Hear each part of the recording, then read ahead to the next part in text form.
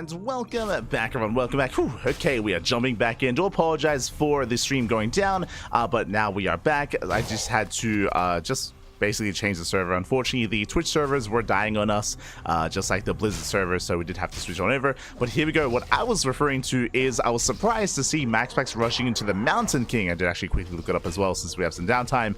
Opening up Mountain King, which is the first we have seen so far, and he's just racing across the map. Oh my god. Is rushing us. He does have the thunderclap. Yo, we saw this before. Does make his way here towards the natural. So far, we have a wall up here by LawLiet. Mountain King coming in. Up. We'll lose one of his footmen, though. Yeah, the footman does go down. There's two left. Just trying to break through that defensive line. And you can see again, MaxPax, he did rush into thunderclap. He wants to clap him. Ah, no. Breaks through. Takes down the bunker. Takes down the bunker, busts in, delays the CC. MaxPax rushing into the main. Rushing into the main base. Knocking down that depot, at least trying to. He's still holding on to that thunderclap. Gee, look at the range. It's huge. Oh! Yeah, there we go. Does use it. Does not one-shot SCVs. Good to know. Doesn't one-shot. Does one-shot Lings. We learned that the hard way. Wow, and MaxPax, he will delay the CC, will force that cancel. Massive pick-off.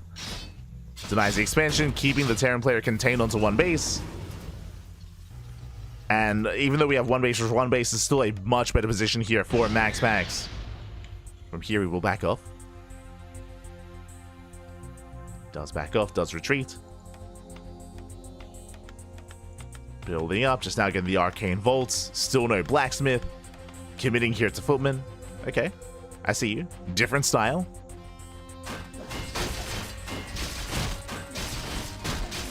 Very different style.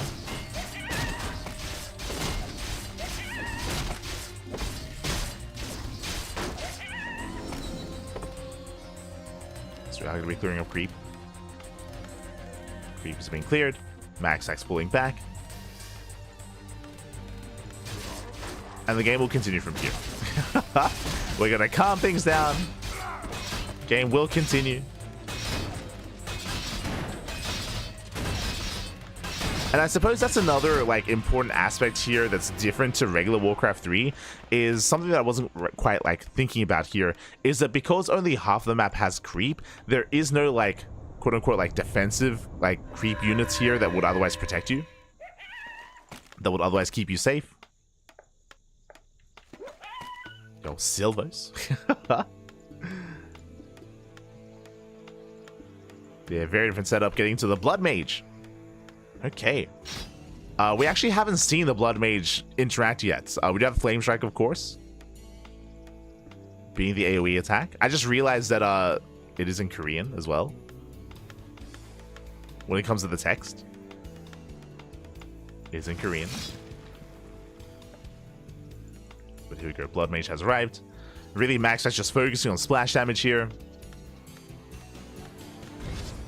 Moving in. Just full DPS. There's no finesse. There's no support like we do have with the Paladin. No. Just kill Bobby. Drags the mine. Maestro gets dragged in. Gets dragged in. Takes down the mine. At the same time, Liberty Harass is attempted. There it is, going for the Flame Strike. Does little damage to buildings. But LawLiet does pull away.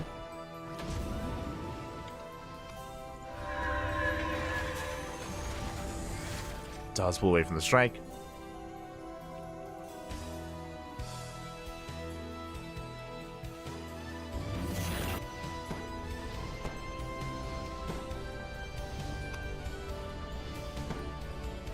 And now we finally have that workshop on the way. Blacksmith is what I would say. Blacksmith is done. Now getting to rifleman, getting out of the initial footman. Yo, LawLiet going one base BC. The fusion core is done. Getting into BC production. His natural's now being taken. Let's go. BC's on the way. Likewise, the natural is floating off into the corner. I don't think... No, sorry, he's going for a ninja base. He's crazy. Going for the ninja expansion. Yamato is being researched.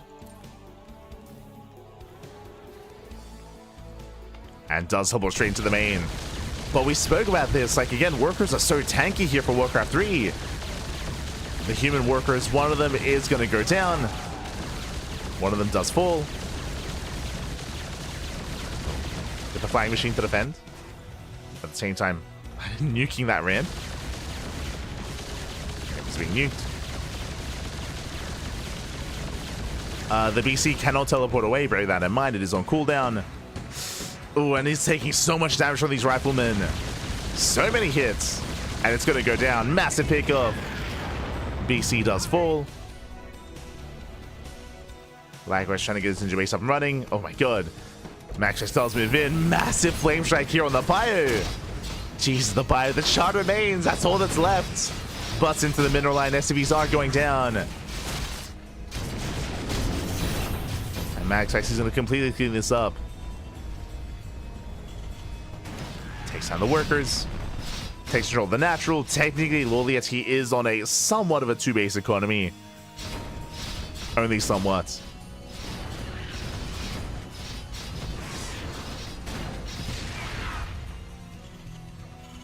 MaxPax, we're going to move in. There's one BC on the high ground. Just the one blood mage here for anti-air. Yamato, Yamato tickles the mountain king got happy. Oh my god. There's that flame strike. He's breaking in. Yeah, he breaks down that front door. Busts into the main. Takes down the bunker as well. Limited anti-air, but he's going for the workers. He's going for the economy. Taking down the second bunker. The initial hero, though, is getting very low. Very low. The mountain does pull away in time. Clutch micro, clutch control. Boys being pulled. More SCVs going down. And MaxPax is forced out. He's forced away.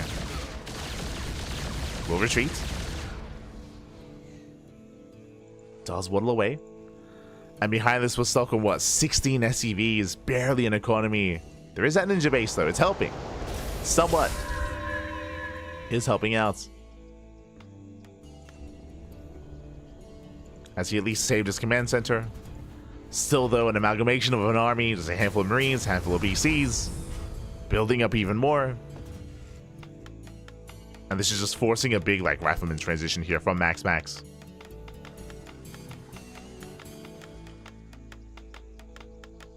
But yeah, the attention to detail, like being able to pull away, saved the Mountain King in time.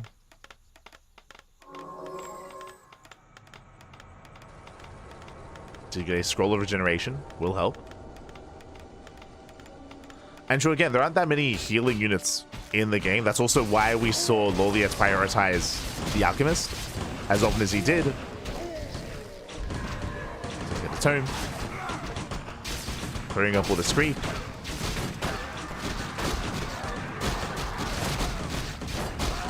So far, Max is controlling well here. Does preserve his units. Going for another flame strike. Never mind. Go siphoning mana. But LawLiet, I mean, his economy, it's getting up there. Taking his gases, getting up to 2.5 base saturation. Still getting into like a form of mech in some way. I mean, there's an armory. It's still a really awkward setup here for LawLiet. Very awkward.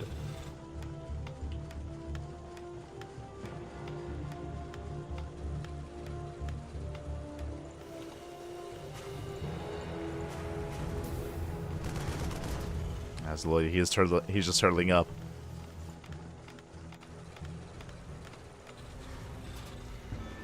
Turtling up behind this. MaxPax just looking for the third base. He doesn't find it though. The third base is still hidden. So MaxPax thinking he's further ahead than he is.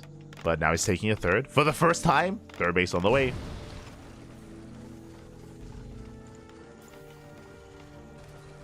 LawLiet getting another ninja base. All the ninja bases. Let's go. I mean, he's getting away with them, true.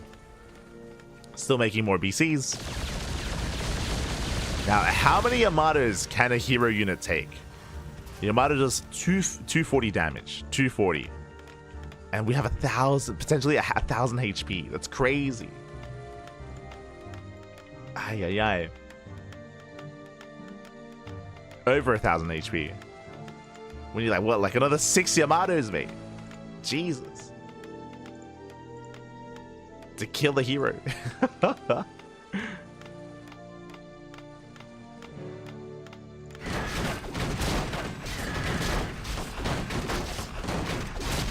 Creep.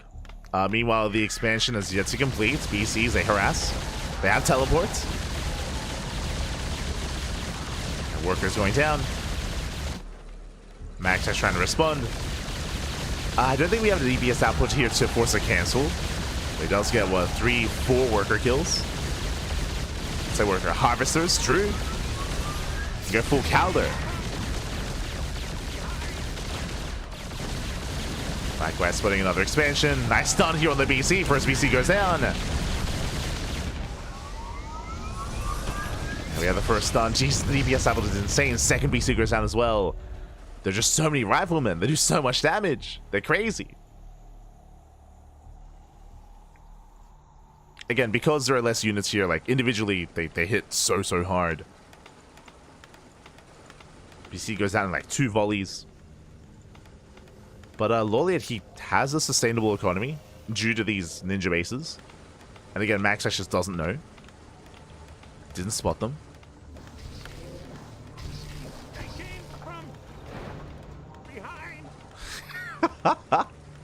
The voice lines, mate. The nostalgia. Ah. Specifically the death sound for the flying machine. Every time. For now though, LawLiet, he's building up more tanks, he's making 3 BCs at a time. He's going mass BCs, crazy. I don't know how good that is here, not gonna lie. I understood the logic of MaxPax going Mass Disruptor previously, as we saw there was value there. It took a lot of Novas to kill units, but they were connecting, they were doing well for themselves. BCs are a little bit different. Yamato is in a way comparable to a Nova, but it's only single target. And you only have the one. Meanwhile, brutal stun, another BC is gonna go down. Jesus. Takes 3 volleys, if that.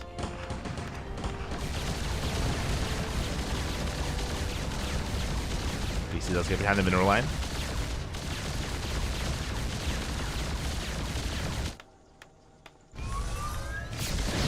Another Yamato. Every time. As MaxPax, he's just going to be moving out. Back in home, deals with BC, forces to teleport. Again, LawLiet is still just going mass tank BC, but these bases are exposed. Tanks are set up here at the natural, but not less so here at the fringe bases. Which MaxPax, he's at least aware of one of them. Is where the center location. Moves in. Knocking down the planetary. Nice stun. Oh my god. Stun alongside the flame strike. Takes down the planetary. Planetary does not survive. But again, MaxPax, I'm sure he believes he's further ahead than he is. He doesn't know that we're even actually mining through that base. Is mining out. Does rotate. Oh, is he gonna scout? He does! He does find it. Was scouting with the workers, has been found. We do see LawLiet, he knows he does evacuate, gets the hell out of there. He pulls out. There's Visa getting caught as well. And now that MaxPax has found this base, most likely he should be scouting bottom left. He should be checking. Yo, investing into mortar teams. Let's go.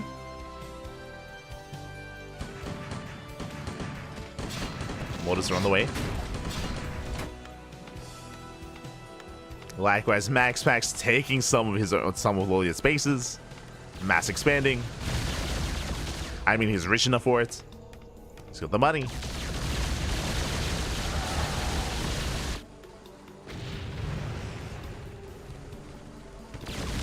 We have 7 BCs. When they do start to step in, they're gonna get one. One BC goes down. Second, they kills the BC so fast. Oh my god. He gets two. There's 5 BCs left. Oh, where do they come from? From behind. Oh, okay. Thank you. Getting one more BC. LawLiet dragging the army into the creep hem does allow him to survive at least a little bit longer.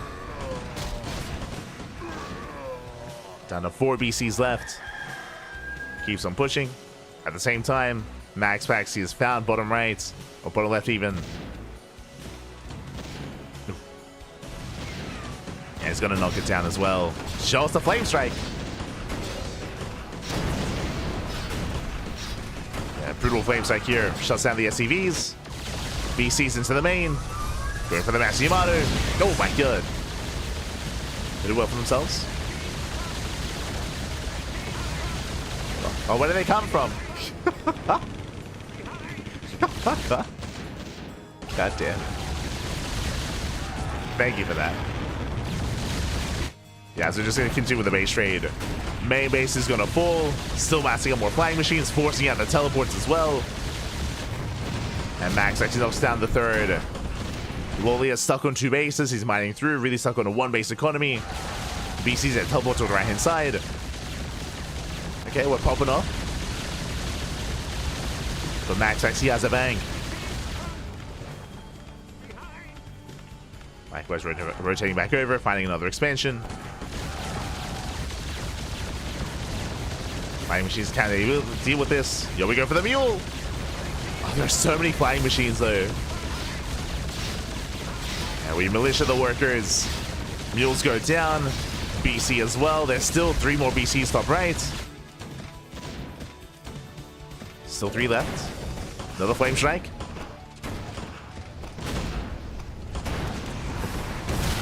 Knocking down the base. Pushing in. Did cancel. And we've been here before. We've been here before. Where LawLiet just stuck on a 2 base setup here, still just massing up BC. He's got a lot of them to be fair. A lot of BCs.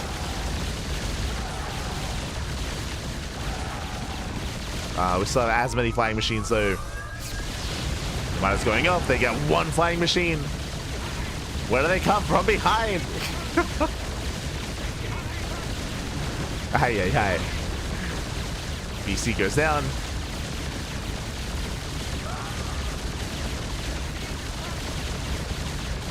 I think what's funny to me about it is that the death lines aren't really a thing in StarCraft, right? As we're pushing in. Jesus. And the mountain just breaks through the tank line. Oh my god.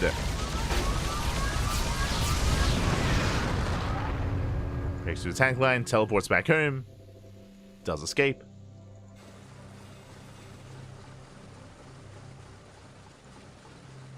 Like when a unit dies, they have a sound effect, that's true, and some of them do scream, like the Ghost, like the Marauder, like the Marine.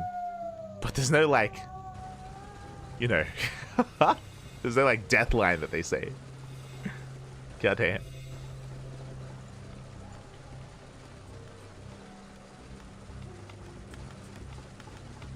So MaxPax, he deals with little battle cruisers, does move out.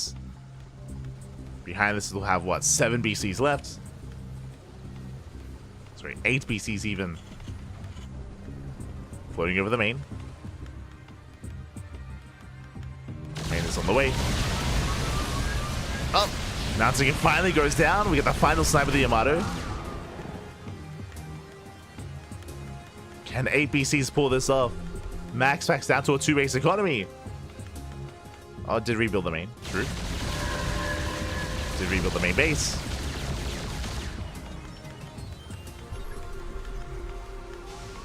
Mounting is being rebuilt. I mean, the stun is going to be useful. True. Cancel stun. What does he mess up all away? Yo, the bio army is being activated. Let's go.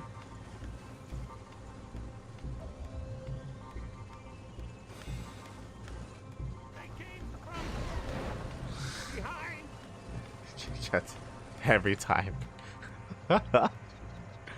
And we're going for another base trade where Max actually pushes right down the center. And we do see LawLiet going for a triple drop towards the right-hand side and BC towards the left. Let's go. We're going for the base trade. Main base is going to fall. Can the Mass BC pull this off? I mean, I'll be honest, if LawLiet does turn around with everything, with all the Marines, with all the BCs, can he actually take a fight? I lost all his BCs earlier, that's true, but maybe.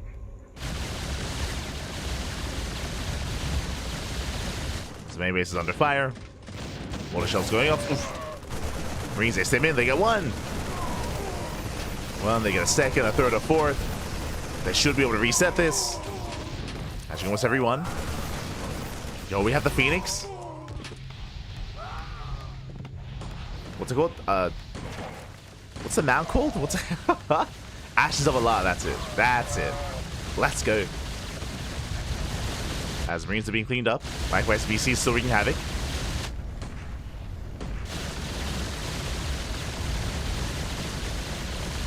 No, we have Ashes.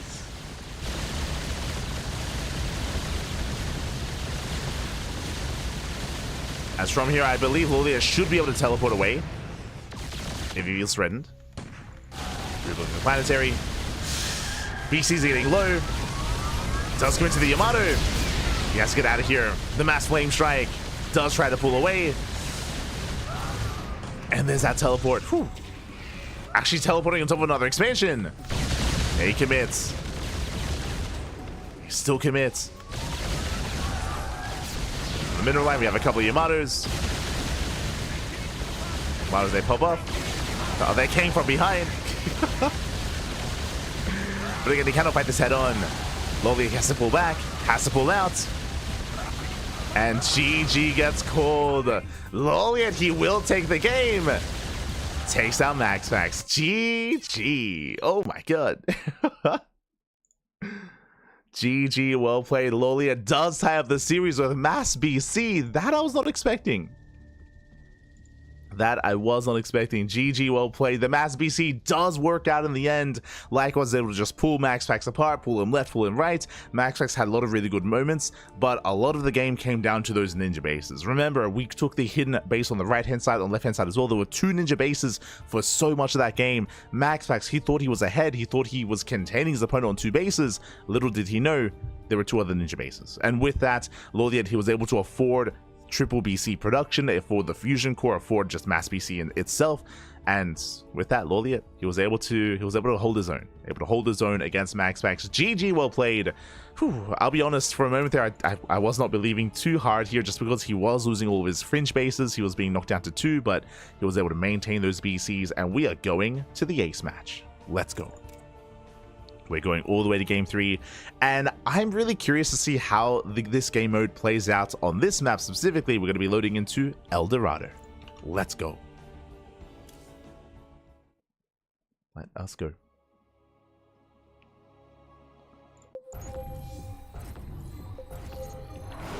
And spawning in the bottom right hand corner of El Dorado, we have our human player. We have our red human from land of Denmark representing Sidestorm Gaming. It is MaxPax. And spawning in the bottom left hand. Oh my, playing Night Elves for the first time. Let's go. We have the South Korean Night Elf player. It is LawLiet. Let's go. Let us go. Oh my god.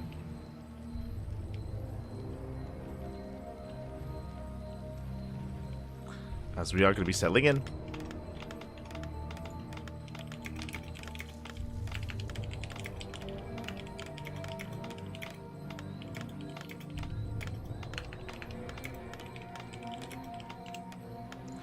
Here we go, as we are selling in here. Wait, oh my god, wait, it's Warcraft 3 versus Warcraft 3, okay.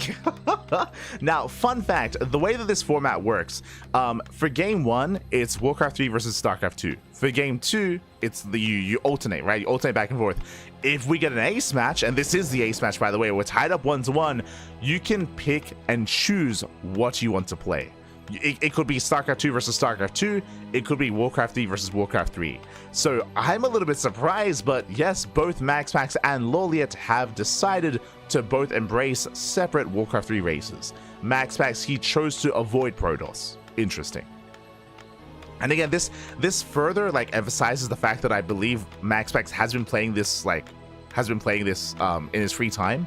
Has been actually playing this mod and practicing it and learning it, has been enjoying it as well. So yeah, it's really cool to see that. Again, I feel like typically we see players revert to what they're accustomed with, what they used to, but MaxPax, he's a human player at heart. Not a Protoss, he's a Terran. Let's go. And we get to, for the first time here, we get to experience some Night Elf play. Again, we're what, like 3-4 series in, and we're only just now getting to Night Elves, as we've been casting so much human. Okay, let's go. Nice stun. MaxPax, once again, he does open up with the Mountain King. Does open up with the door. We'll break out. Do you have to choose before knowing what the other player is choosing? I mean, they both agreed, right? They both agreed on what they're playing. Both players gonna be creeping out. Yo, we got Illidan. You're not prepared. Let's go. There we go. This might be a little bit better here, showing the players up top. But yeah, we have our initial, God, what's it called? Demon Slayer, that's it. We have Illidan. Does end up researching Mana Burn. Likewise, we have our own Mountain King researching initially Stormbolt. Interesting. Into Bash. Both creeping towards each other, bearing in mind that there's no mineral patches here. No patches in the center because of the Warcraft 3 races. They remove these patches. So the rush distance by ground is insanely short. You can just walk right up to each other. Oh my god. Yeah, MaxPax rocking up. Waddling into the... He just waddles into the bases. Yeah, LawLiet, he does avoid. MaxPax going straight for the mineral line. He does not have a Scroll of Town teleport. Oh. Oh my god, we uproot the Ancient of War. Okay. Oh, sorry, that was a hallucination. My bad. That was a hallucination. Sorry, I was curious as to why I wasn't attacking anything. My bad. Was a hallucination. Real thing coming in. Does stun Illidan. Ooh, Demon Slayer gets caught out. Oh, does have evade though. Again, does have that chance to evade. Teleports out of there. Does pull away. Whew. Teleports in time. Moonwells are finishing up. Yeah, with the help of the Moonwells, we can heal. Again, trying to kite back. First Night Elf goes down. First Archer goes down even. Oh, true. The trees, they can fight back. Be careful, Pappy. Be careful. Can fight back. Demon Slayer coming back in. Once again, does Mana Burn. Trying to dive on the hero. And so far, the Archers have to back off. Hero's facing off against the creeps. Moonwell taking a lot of hits. LawLiet trying to repair. Trying to. And he should be able to clean this up here. I mean, again, he has more kiting potential. Yeah, once again, he Mana Burns, making sure that there is no counterplay. There's no stun. Behind this once again, MaxPax going for the Blood Mage. This time prioritizing Siphon Mana instead. Whew, okay, we hold. We do hold, we do survive. MaxPax pulls away. LawLiet can deal with his creeps. Another archer goes down. But he does buy a Goblin Shredder.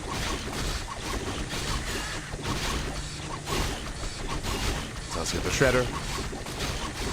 And now we can take a moment here. And again, just to reiterate what's going on, the way that this mod works, whenever we have a Warcraft race, basically, instead of bases, as you can see here, there's no expansion here, there's no expansion here, there's no gold bases in the center either. All the gold bases were removed in favor of creep camps. Like, the creep camps, they do replace those gold bases. And this also means this balances this map in such a different way, because here on El Dorado, whereas typically we could expand towards each other, you can't do that. Like, the center bases have all been morphed into creep camps, so now you expand away from each other instead. Very interesting. So we are going to be expanding away.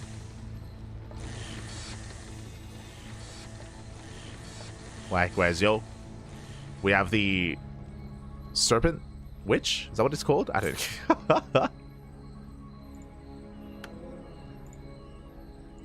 I think lore-wise, this is Vash? I can't, God, it's been too long. It's been far too long since I've played Warcraft. Night Elf Heroes. Hold on, I'm looking it up.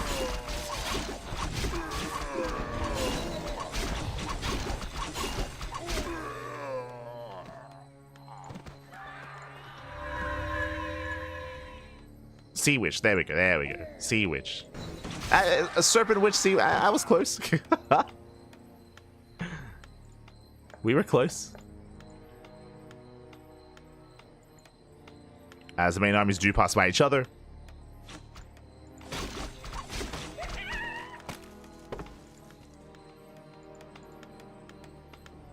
Pass by. MaxPax moving in. Head towards the natural. Likewise, LawLiet going straight for the mineral line. And there's not much at home to defend. MaxPax, does he recall? He does. Does go for the recall. Oh. Makes it back home. Despite that, LawLiet taking the fight. Does attempt to mana burn.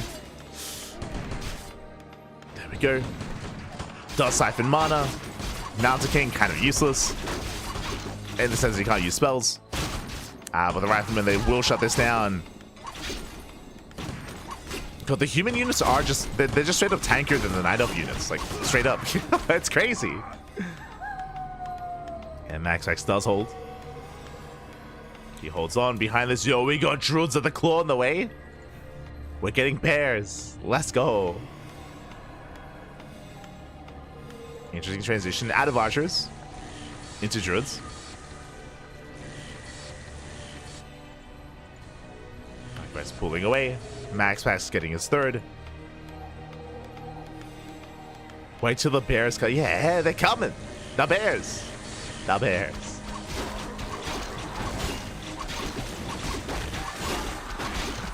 Yeah, likewise, LawLiet also expanding. Taking his natural.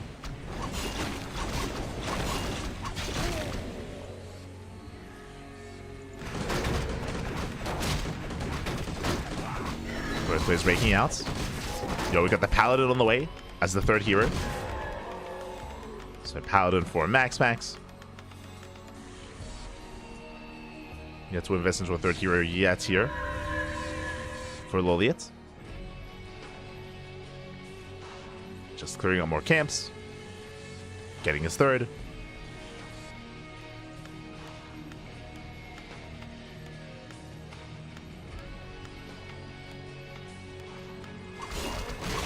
So far, we do just back off. I believe we can now morph in. Yeah, there we go. Oh, let's go! We have the bears! Ah. The animations are a little bit jank. A little bit. But I appreciate it nonetheless. They look more like big lions than bears, but it's fine. MaxPax a bit out of position. Army dives in. Paladin has arrived, going for the Flame Strike. Getting a lot of damage on the back line. Likewise, once again, Demon Slayer dives in, diving straight in the Paladin, trying to siphon some mana, and then does target the Mountain King. Does target, pulls away. Again, these Riflemen once again doing so much damage to the back line. MaxPax does hold, and doesn't really lose too much either, mainly losing, like, what, Footman, more than anything. Retaining his Spellcasters, retaining his Riflemen. Good defense here by MaxPax. Does hold. Does hold on.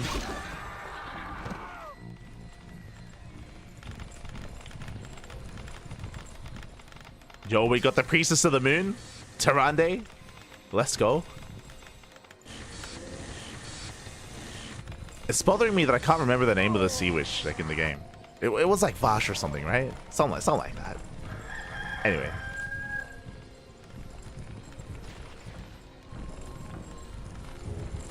As armies do rotate, there's very limited vision for both players, so these rotations are a little bit harder to keep up with.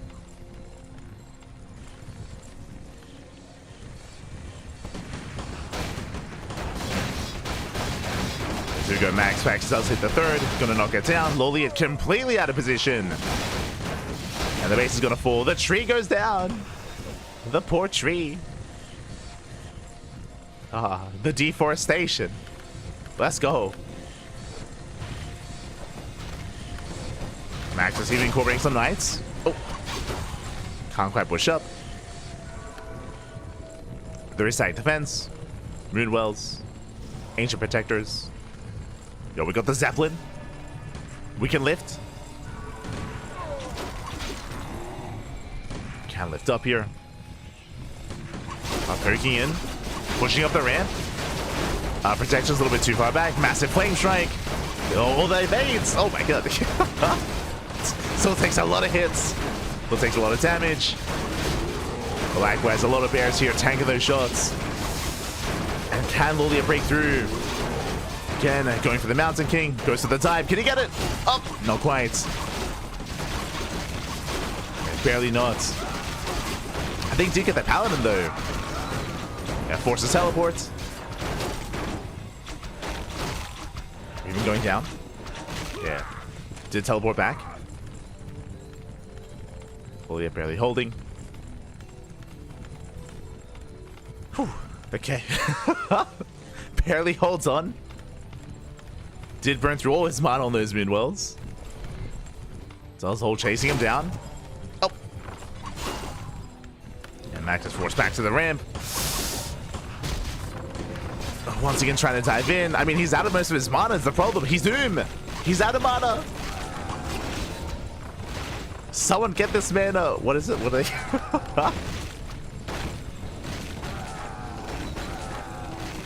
God, I haven't played WoW in too long.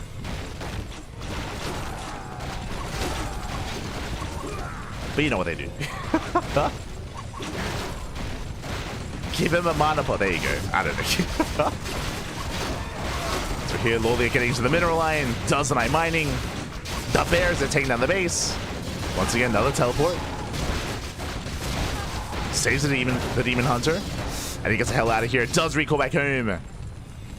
Does recall, takes down the base. Sorry, MaxPax down to 2 bases.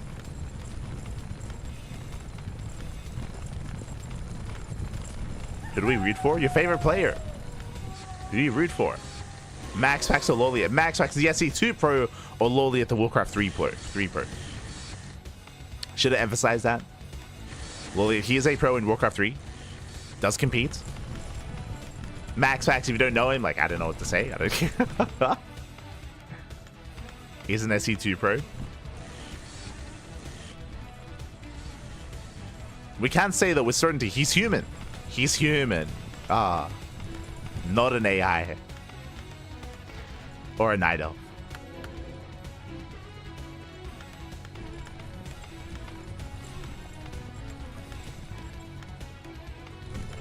Why do they look like lions? They do look like lions. They look like big, beefy lions. Oh, Max, he was cooking. Let him cook, Pappy. Let him cook. He was making some bread. Was a bit of a pause. Thankfully, the kitchen does not catch fire. Get that bread.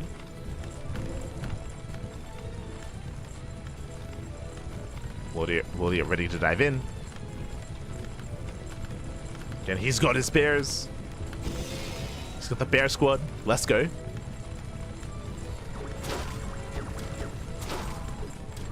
Oh, the Dryads are going to be left exposed though. Yeah, Dryads going down. Massive pickoffs. Gets one at least.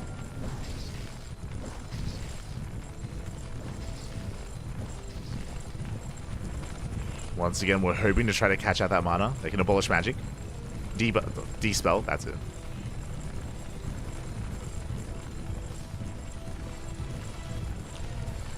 Poison. Yo, we got the bear harassing. I love it.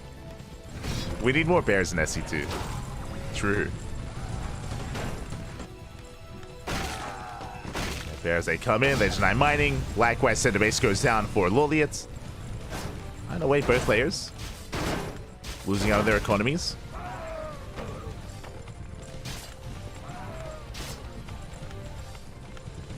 There's Bears going for another mineral line, going for another run by.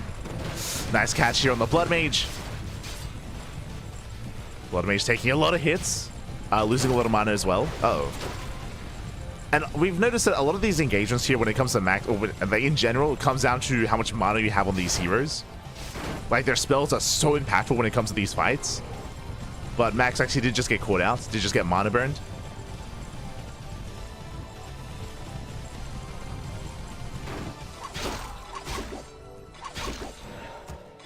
And LawLiet does go straight down mid. At the same time, MaxPax going top left.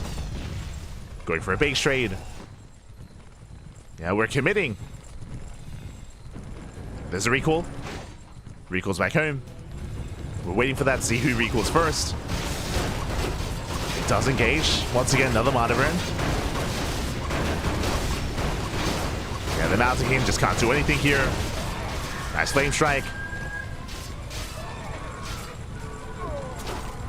Zones LawLiet away. Does let him back.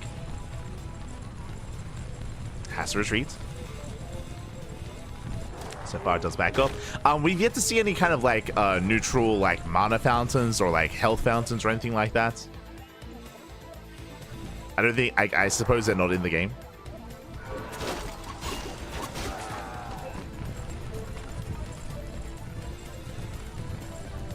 Now pulling away. Whew. Okay.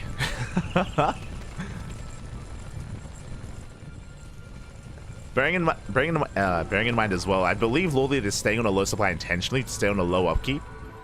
Like, upkeep is a thing you have to manage in Warcraft 3. It does impact your income, depending on how large your army is.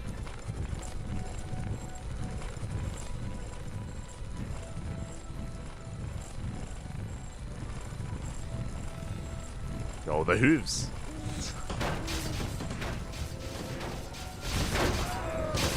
Catching more creep. Takes down the mercenary camp. Meanwhile, LawLiet pushes right down mid. Does find a Zeppelin. Catching reinforcements. Max actually does respond. Does race back home.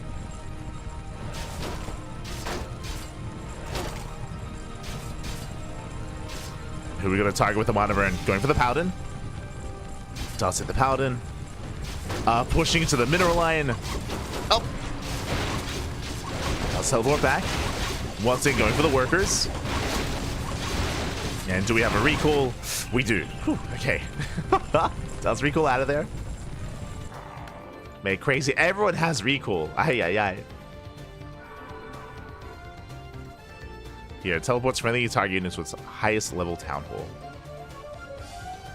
Staff of Preservation.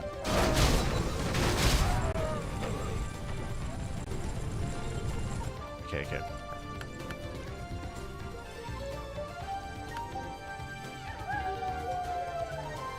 Switching out units. Switching out items, I should say. There we go, gets another scroll of teleport. Or town portal.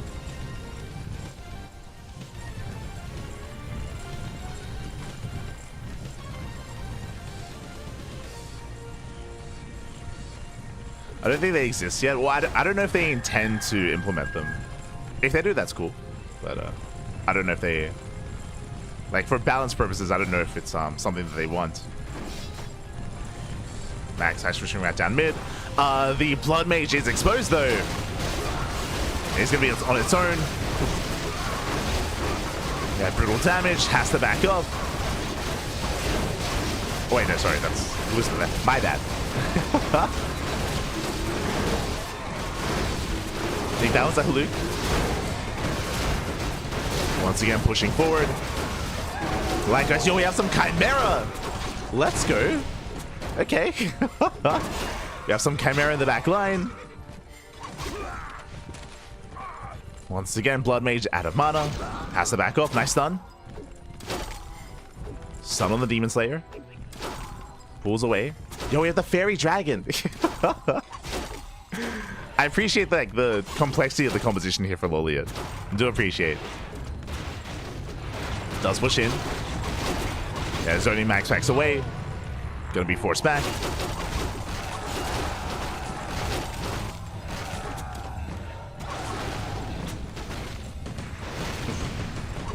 As a Chimera, they are exposed. One of them is gonna go down. Nice pick up. One of them does fall. Teleports the Demon Slayer the hell out of there.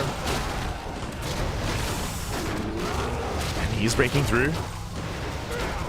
Oh, takes down the Paladin. Massive pickoff. He's going up. Gets him out to get it as well. Yeah, gets both heroes. Massive pickoffs. There's one hero left. MaxPax, get out of here.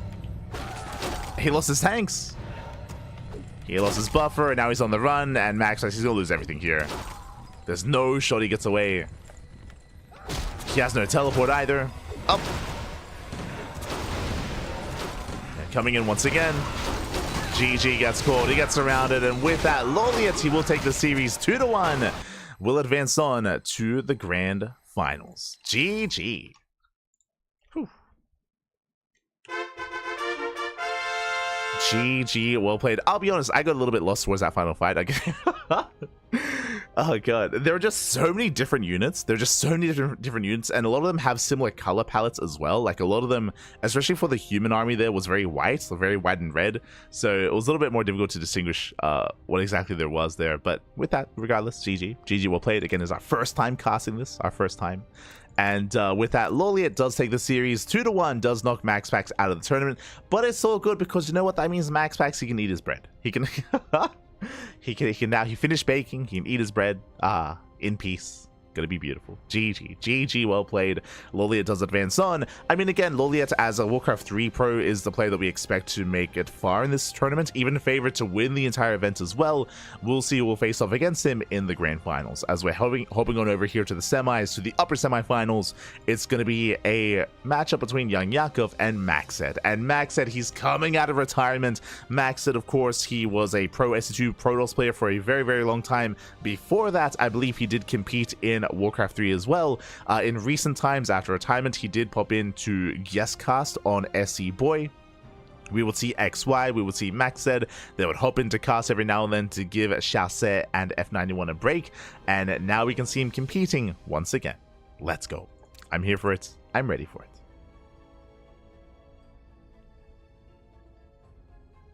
Here we go. What is this, an SC2 mod? Yes, it is an SC2 mod. There's a mod in SC2. And now we're getting into game number 1.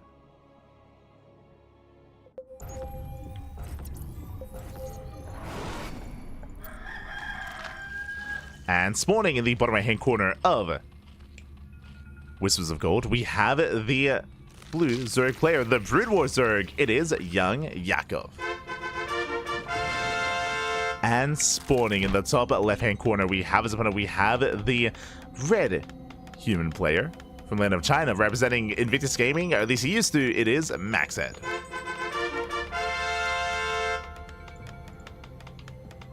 we go. Now, if I'm not mistaken, something that makes this a little bit complicated, and my little bit of feedback here so far, and again, I'm only just now indulging in the mod, is that, from my understanding, I believe players have, what, 9 options? No, more than that, actually. Jesus. what, like 10 plus options when it comes to races, because when it comes to the SC2 players, they have the option to pick the SC2 races or the brutal races as well, which I feel like complicates things a bit more. Like, I don't it feels like there's a lot of juggling and a lot of balance juggling as well, a lot of things to consider when it comes to trying to work on this mod if you can pick Brood War races and SC2 races as well. Like, it feels like a bit much. It feels very ambitious, as we do see YoungYakov going hatch before gas before pool. Very greedy opener here by YoungYakov. Meanwhile, back at home, we do have our initial unit. Starting unit here from Maxed is human and is going for the initial Sage. Let's go.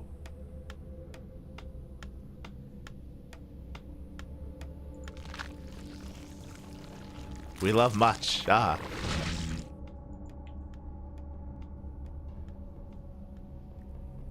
I mean, I don't know if it's necessary to have Brood War and SC2 races as an option. Like, that's... Aye. But we're here for it. Let's go.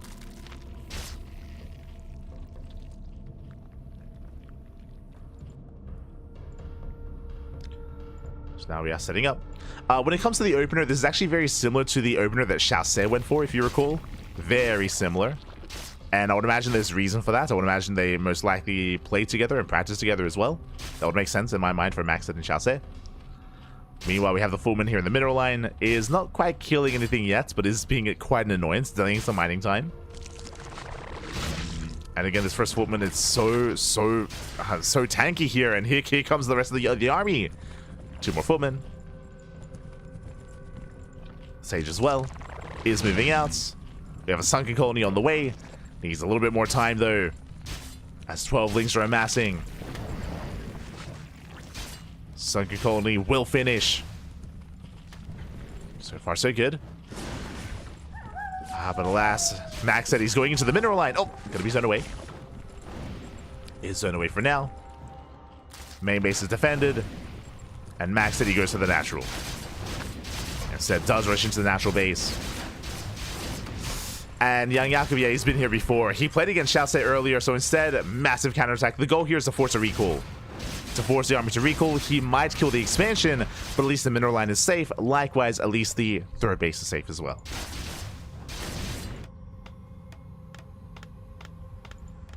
As things are racing across, link speed is almost done. Fullman almost getting caught out. Maxed does kill the natural. He's going for the third. Can he get it? Can he defend with just a militia? Ooh, potentially. A little bit of indecisiveness here from YoungYakov. He turns back around with the Lings. And he turns around. He wants to fight the main army instead. It comes in for the surround. Not bad. Gets a better position. Should at least get the Fullman, but can he get the hero? As there's a second elemental. Yeah, we get some reduced service area. There's that recall. Does save the hero. Does save 1 Fullman. And gets out. Does get out. But again, that was a lot of damage. That was, what, 3 drones going down. The expansion as well. YoungYakov going to +1 melee. Getting to +1.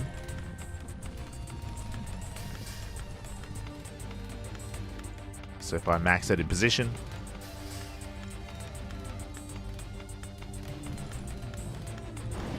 So far, he holds the line.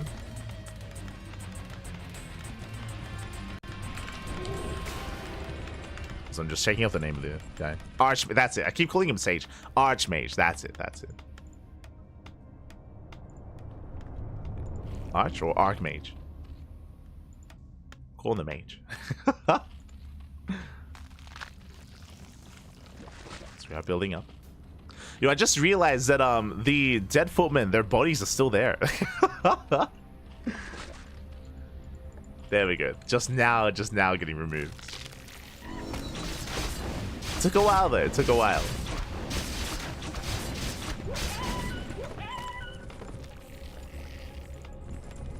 Like, we have yet to see undead, and I guess that's kind of a factor because if I remember correctly, the ghouls, they can like eat, they can like consume dead bodies, right? To heal up. They can like cannibalize each other. As things they was. Oh my god! The thunderclap!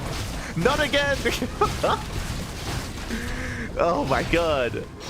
For those that are curious, the dwarf can thunderclap that. He's crazy. Just stomps the ground. With that, Lings, they're forced to escape. Again, thunderclap one-shots Lings. Jesus. I'm reminded once again. It's like a massive purification over. It's crazy. Meanwhile, Lings, they come in with a surrounder. Not bad. The Archmage goes down. Massive pickup. Takes down the initial hero. Takes down the elemental as well. Ooh, oh my god, we cannot surround that. we Jesus. Mate, the Mountain King it's like oozing radiation. You just stay away. You can't get close. He's crazy. Oh my god. Strikes fear into the heart of all things Zerg. Ay, ay, ay. The Baling powered hammer, pretty much. Well, like Baling powered feet, because he stomps the ground, mate. Stomps the ground. The thunderclap. Whew, okay, well with that, YoungYakov backs off, double expanding, retaking his natural, of course, getting a 4th base, droning up. He's got somewhat saturation here on 2 bases. His drone count is still relatively low, making more Lings. But again, he has to be so careful to not fully engage with the Mountain King here. Oh my god. It's radioactive, mate. Stay away. That's what I was looking for.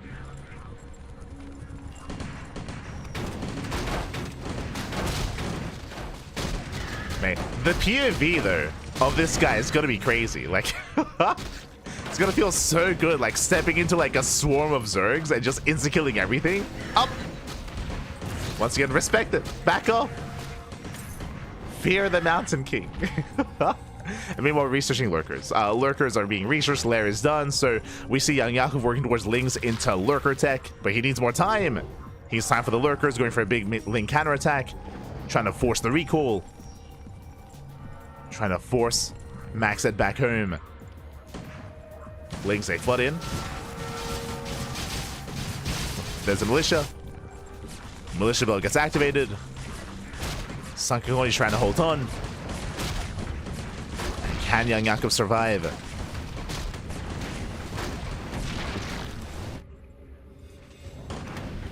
As that's both colonies going down the base as well. And we just keep flooding. We just keep going across the map. Yeah, the Rax is under fire, gets surrounded. Just avoids the mineral line, avoids the militia. Production's going down, and we're just going for the base trade. We commit to the base trade, let's go! Lurkers are massing. As, again, we're trying to morph in lurkers behind the main base. Natural's going down. And Lings, they should be able to hold position here in the mineral line. And can they break through all these militia? Ooh, I don't think they can. Yeah, there's the recall back home, just in case. Saves the main. And alas, MaxPax did not kill the natural. It was so close! He was so... One more shot! So close to kill it. Did recall a little bit too soon. Mistimed. Mistimed recall. Hatchery does survive. The Lunkers are here. Lurkers, they burrow in. They go for the burrow. Once again, MaxPax pushing forward. Intentionally does send the Mountain King back home to defend. Does move back. Runs into the Lunkers. No detection. Yeah, no detection. The base is under fire. Lings, they slip by. Heading into the main. Going for the towers. The attack rate of these lurkers is quite small, though, or quite low. There we go. More lurkers coming in. And YoungYakov is holding. Up. Coming in for the surround. Cashes out the elementals. Yeah, diving on the main army. Locking it down. There's the recall. Oh, sorry, he actually... Oh, no! Oh, my God! He recalls the king in. Yeah, the king has arrived. Shuts down the army. Massive thunderclap. I thought it was recalling away. Never mind. Oh my god. And with that, he's pushing forward. And Yakov forced to retreat. Suddenly the pendulum swings from one player to the other. Natural's going to be going down. He has to evacuate. Things were looking good. They were looking good there for YoungYakov. Oof. Yeah, another thunderclap.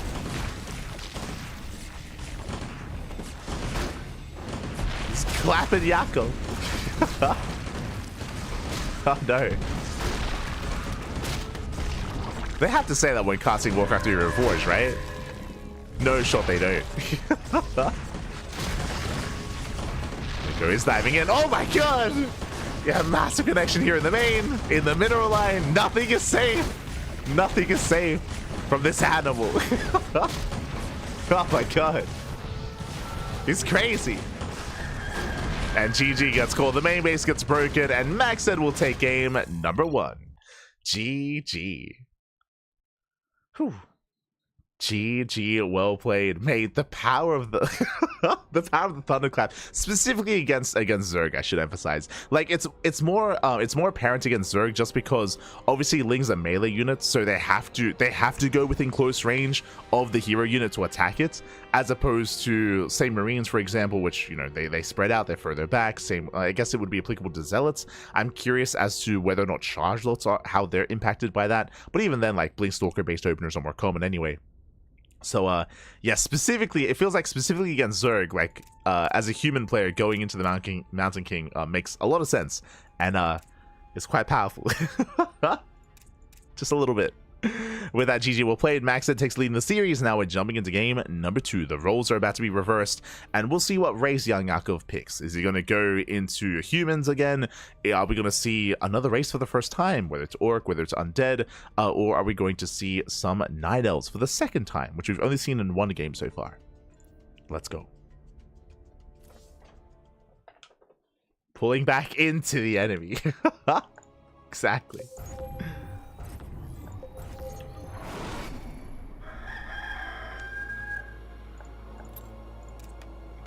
And here we go, spawning in the top right hand corner of Frostline. We have the human. Again, the human's been very popular here amongst everyone.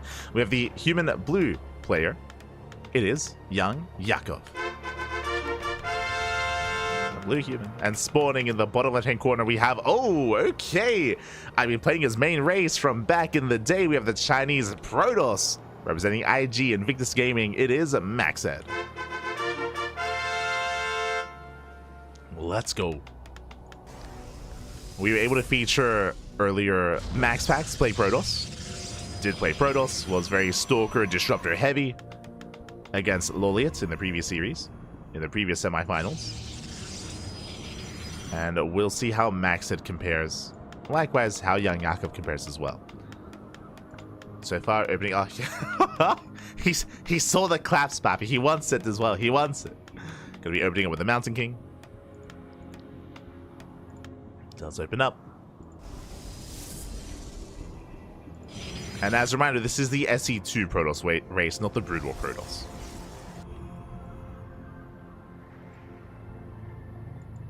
Here we go.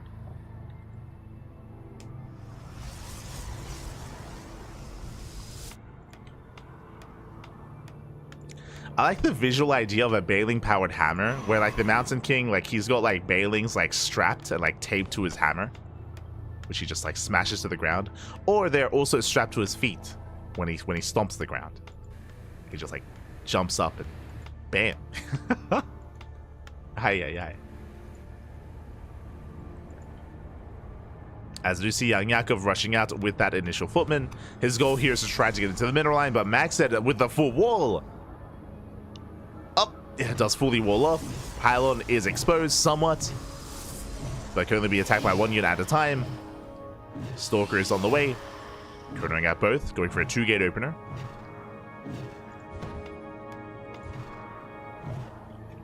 It's got an interesting sound, is what I will say. Like, I mean, I guess the sword is connecting with the force field. Yeah, there we go. It does change. Okay, I can get behind it. depending on whether it's shield damage or hold damage, the sound effect changes. I appreciate it. Do appreciate. As the initial pullman's going to go down, barely saves the pylon. The others are going for the gateway. Pylon should fall.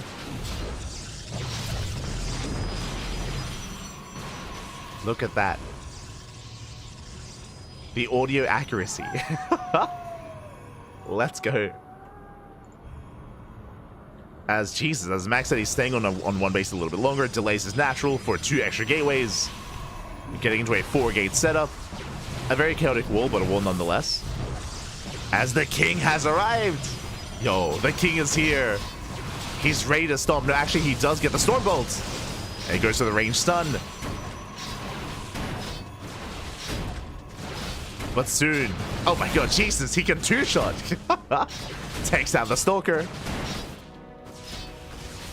But we'll have to back up. That takes too many hits. Oh, barely does get away. Nice control here from YoungYakov. Does preserve his units. Pulls back home. The downside here is that this king has very little experience. As we've been focusing a lot on destroying buildings and forcing this reaction. You could argue this is worth it because, hey, we have 2 shield batteries, 2 pylons, 4 gateways, delayed expansion. The Protoss player has been delayed quite heavily economically. And now YoungYakov is free to start creeping. Still quite risky though because the army is very low in HP. Oh my god, that has to get out of here. Doesn't want to die. Almost dies to the creep. Almost dies to the camp. Has to pull back. Again, this is the downside of being a little bit too aggressive early on. So this will slow down his kind of progression with the hero.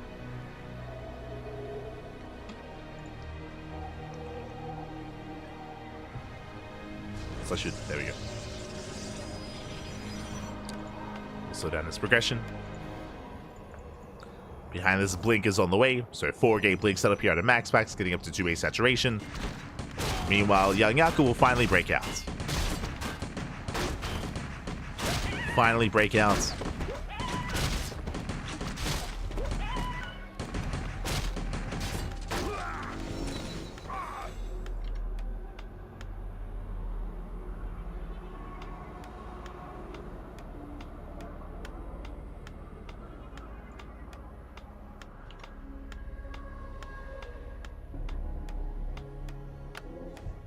So far, we are keeping up.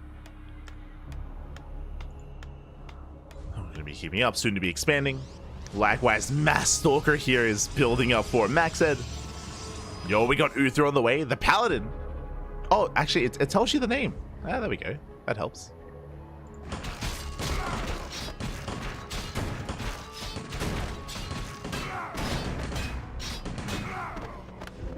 Does actually tell you as you hover over at least the icon top left.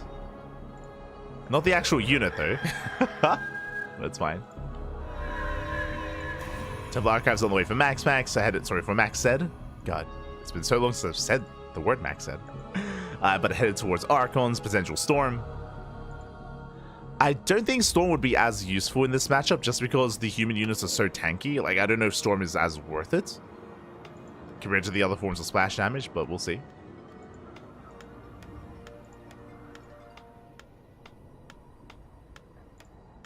Paladin does set up. Both armies, they pass by each other. The ward does spot the movement.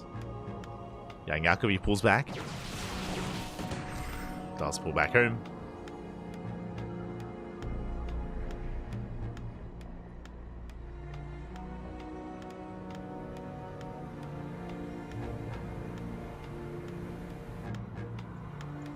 Does pull back home.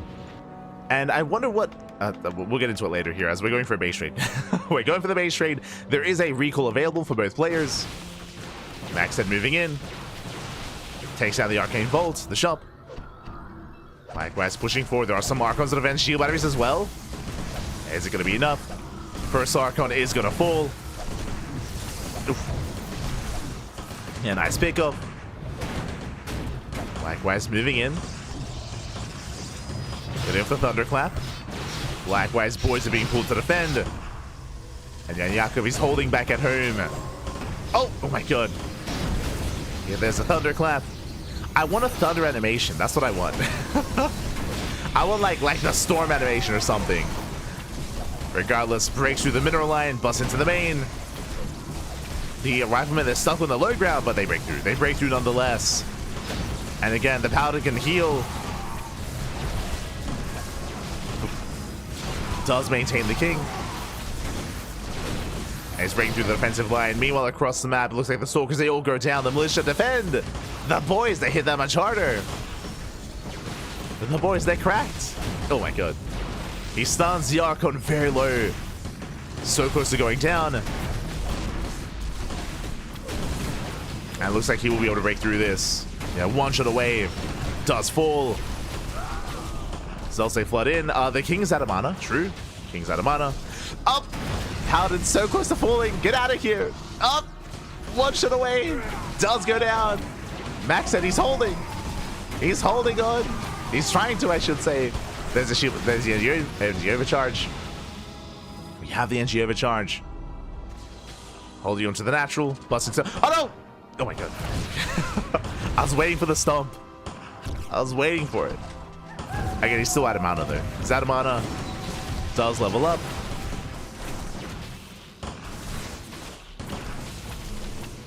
So far, kiting back. Recalling back home. Yeah, it does go for the recall. Gets the hell out of there. Whew. And again, this is all off of one base as well. Has yet to expand. What I was going to get at here is I wonder what determines on either map how many bases you get. I don't know if you noticed, but when we loaded into Abyssal Reef, which is a large map in the map pool, MaxPax, when he was playing the human race, he did have, what, like 4 or 5 bases available to him, as opposed to here on Frostline, which is a comparably large map, but only 2 bases. Like, again, there's creep here at the 3rd and at the 4th location as well, so there's only 2 bases possible here for the Warcraft 3 race. I'm curious as to what determines that. Like, what determines how many bases they have this compared to Abyssal Reef, where they had like 4 or 5.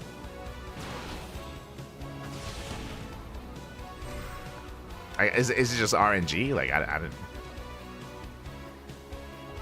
Like, I wonder what determines that.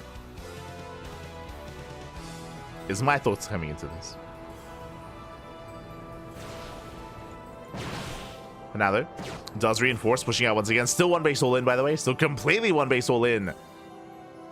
We'll move out. The 3rd is exposed. No shield batteries. No defensive setup.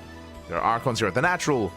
But alas, YoungYakov just avoids it. Just goes straight here. For the 3rd. Alas, getting cornered. Has to kite back. To get the heal up. Once again, another clap here on the Zealots. Zealots, they can take some to the face, though. How are they going down? Oof, oh my god, they get completely shut down. Catching at the Archon. Zealots, they melt. Again, the Mountain King, he likes the melee units. He likes them. Come at him. And once again, pushing forward. Nice kiting here with the Rifleman. Pulls back. Get the stun of the Archon. GG gets called. Yeah, as Max said, he is going to be broken here. And YoungYakov ties up the series 1-1. Although he's killing all the... There we go. He's killing all the final units. GG gets called. YoungYakov, he does snowball out of control. And we're going all the way to the ace match. Whew. GG. GG, well played. We're going to the ace match. And as a reminder, when it comes to the ace match here, players, they can pick and choose whatever race they want to play. In Game 1 and Game 2, it is limited and restricted to Warcraft 3 versus StarCraft, but coming into the ace match, we could see Warcraft versus Warcraft or SE2 versus SE2. What's it going to be? Do we get a mirror matchup? Human versus human? Oh, maybe.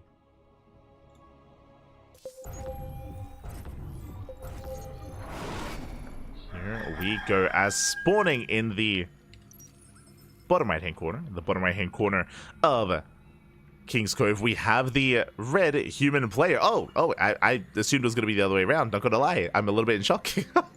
We have the red human player. It is YoungYakov. He likes his humans, and spawning in the top left hand corner, rolling Protoss. We have the SE2 Protoss player from land of China for Team Invictus Gaming. It is MaxPax. Here we go. Score 1-1. Yes, yes. Ace match. Ace match. So, yes, we are tied up 1-1. Here we go. And this is what I was referring to here. So we have the natural base for YoungYakov, and you can see that the 3rd and 4th base locations are morphed into creep camps, but I guess the alternative 4th base is an actual base that can be taken, but it's so far away. So far away. Is, I guess, a viable expansion choice, but gonna be very awkward to defend. As we are settling in. And we'll see if we do open up with the initial Mountain King again. Do we go for the King? Let's go. Yeah, just saturating those gold mines. Getting to the blacksmith. I'd imagine for a rifleman. Ooh, this time going to be opening up with the paladin. Okay. Again, the paladin can heal. The paladin can also throw down like a shield around itself to make itself invulnerable, to make itself immune from damage. True. So a very different start.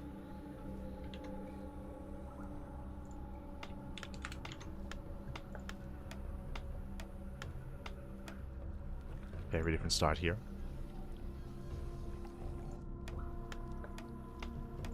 That's the riflemen are amassing. And with this, it looks like we're just going to be focused on clearing up creep and expanding. This is less so an initial start to kind of dive into the bases and to rush across the map. Less so.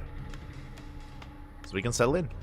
Likewise, Max is going for another 2-gate opener. Does fully wall off before expanding. We did see this opener previously, and I mean, it makes sense considering that you could rush into the initial hero units and race across the map. So Max is playing it safe, going for a delayed expansion. Not as late as last game, but delayed nonetheless.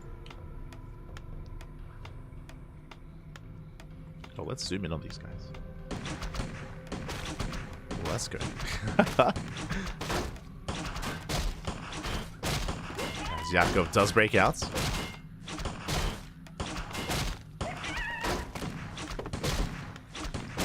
Does break out. From here can look to expand. Building a more rifleman.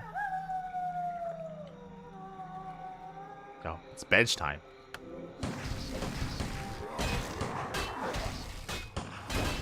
And from here, once again, we do see Max Ed going for the Twilight Council. Should be Blink. So Blink base opener out of Max Ed. Meanwhile, we do see this time YoungYakov just focusing on creeping. Focusing on clearing up all these mercenary camps. He's going to be farming more experience, leveling up faster. Getting initial items as well. Ooh, does have some detection available to him. And with that, he's going to be scouting. Again, he rushes across the map here with the hallucination. Does rush across. Gets eyes on the setup. Does not quite get eyes on the tech, though. Oh! Yeah, not quite. So YoungYakov is in the dark as to what's going on.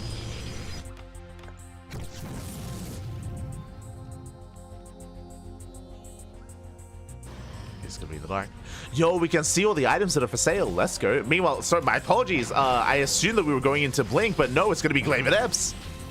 Okay, interesting here. So a much more aggressive build here by Max Ed, knocking down those rocks.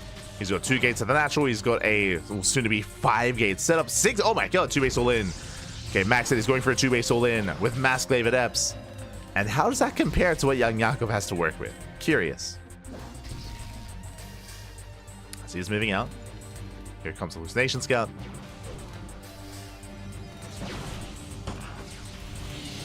Adepts are amassing, they're being kept hidden until now. Yeah, some of them are revealed.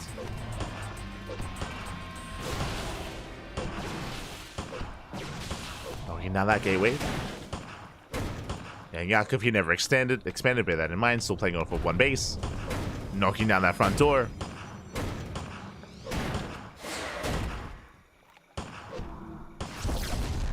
Let's go. He's got a Cyclone. One of the wind, if you will. But Epsay do go for the dive. Oh. They do focus on the first rifleman. Yeah, and we do see YoungYakov getting caught out. Oh, there it is. Does Cyclone 1 Adepts? Less impactful here against SC2 units, I will say. As individually, these units aren't as impactful. So with that force of recall, nice cleanup here by Max Ed. Doesn't get another rifleman. And MaxPax is going to be pushing. But again, the ability to CC one unit like that it doesn't matter as much here. Again, Starcraft 2 Protoss. Or Zerg or Terran. Yo, can you do that to like a Thor? That'd be crazy. Or like a tank. Or a Colossus.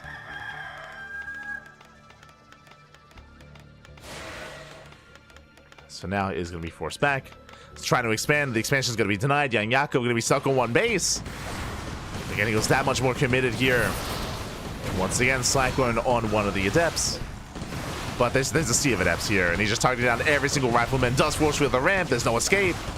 There's a clutch heal, but despite that, yeah, the riflemen, they're going down one after the other. The hero, he's all in it. He's all by himself. He's on his own. He's gonna be on his own, Pat. Oof. And from here, there's only so much that YoungYakov can do. Tower goes down. There's a militia. Does militia his workers.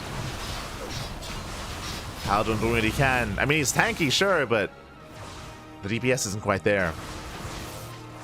Oh, we got the king on the way. The king, he's coming. But there's just so many Adepts. There's just a sea of Adepts on the way here across the map. Natural base should fall. YoungYakov holding onto the ramp.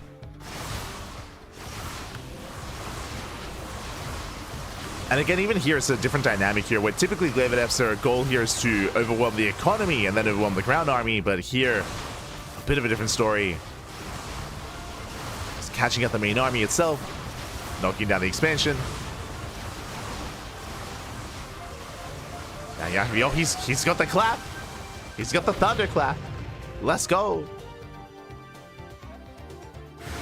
Shade up the ramp. I mean, even with one clap, though, I don't think you can quite get enough damage done. There we go. Strips away the shields. Stuns all the Adepts as well for a moment. Does he have another clap? Ah, yeah, he does. Does have another. But last, he's being overwhelmed. Archon has arrived. And Max said he's going to make it to the finals. Off of not his Warcraft 3 race, but SC2 instead. Let's go. The power of Protoss. He can defeat the humans. Crazy. Again, the boys are being pulled. Trying to hold on. There is no force field. And I'm sure MaxPax is happy to just trade. Happy to trade here. Arkham getting a lot of splash damage. Focusing down the workers. The Paladin getting very low. Once again, just very micro-intensive here as YoungYakov trying to do whatever he can with what little he has. But it's not going to be enough. As he will lose everything. No, we have the Arcane Tower, but GG gets called, and Max said we'll claim the series 2-1, advancing on to the grand finals. GG. Whew, GG, well played. Max said he will take the series. He will advance on 2-1, and we have our second finalist. As a reminder, we did cover the previous semifinals. LawLiet took down MaxPax 2-1 as well, also went to the ace match. And now it's going to be a best of, I believe, 3. I think they have a best of 3 finals. Yeah, best of 3 finals here between Maxed and LawLiet. Let's go. Let us go. Do you need a moment to set up?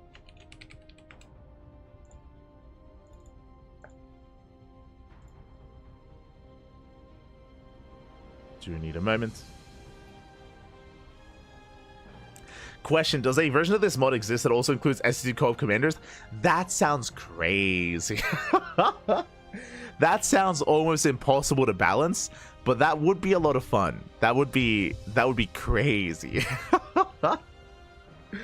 Oh my god. I mean, it would have to take, like, the problem, I feel like the problem with, like, incorporating, like, co-op commanders into this kind of format is that you would have to rebalance everything about that race, because the reality is that co-op commanders, they're not really designed to be a PvP. Like, their mechanics, their spells, their abilities are not really designed for PvP, like for a player versus player, just because of how powerful they are as well. So that sounds insane. That sounds, I say insane, that sounds really ambitious, because it sounds like a lot of work has to be put into the balancing side of things. as like this mod, even though it's a little bit more unusual, is, you know, being passionate, is being balanced as we speak. Like the purpose for it is to be competitive, right, and to be taken seriously. I don't know how you can approach that with co-op commanders, or again, like it sounds like a lot of work. It's like a lot of work, but also sounds fun. And maybe that's what's important. Does sound like a lot of fun. Imagine cycloning a Zergling, so impactful. True.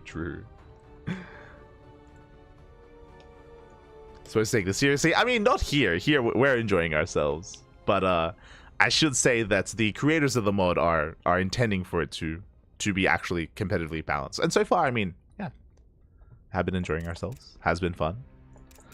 And here we go. We're getting into game number 1 here of our grand finals. Let's jump in.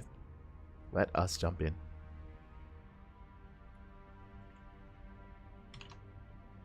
Oh. As we're loading into one of our maps for the first time. Take a moment. I feel like Protoss technology should completely overwhelm primitive muskets. No, that's where you're wrong, mate. That's... See, think of the human race in Warcraft 3. Just thinking of them like, I don't know, like, in your mind, think of them like as guardians, right? Like, if you think about, like, Thor and like, you know, Odin and all those guys, like, they're, like, not really humans. Like, they've got, like, swords and shields, but, like, it's like magical swords and shields sort of stuff. There you go. That's how you rationalize it.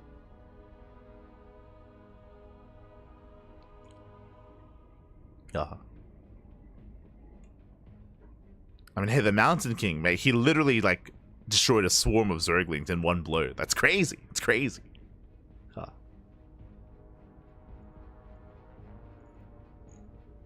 It is crazy. But I might have to go on a small break here, just because it looks like we're having a bit of an issue when it comes to loading in to our series. Yeah. Hold on. Oh, never mind. Just needed a bit of extra time here. And game 1 is going to be on Amygdala. Let's go.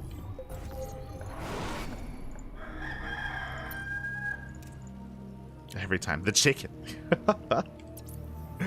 And here we go, spawning in the top right-hand corner of Amygdala. We have our pink Terran player, the South Korean Terran representing Phantom Aces. It is LawLiet.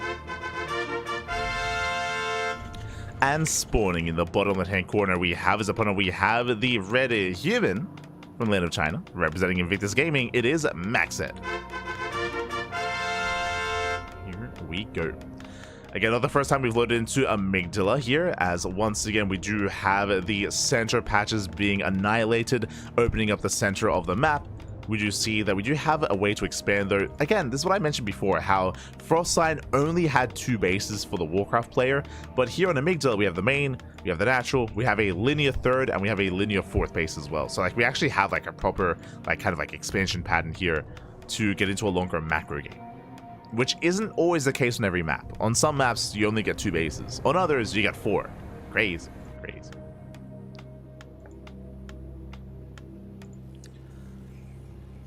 Now though, we are going to be settling in. And Max said going for a more unique start, it's going to be opening up with the initial Archmage, or Archmage. Archmage is on the way.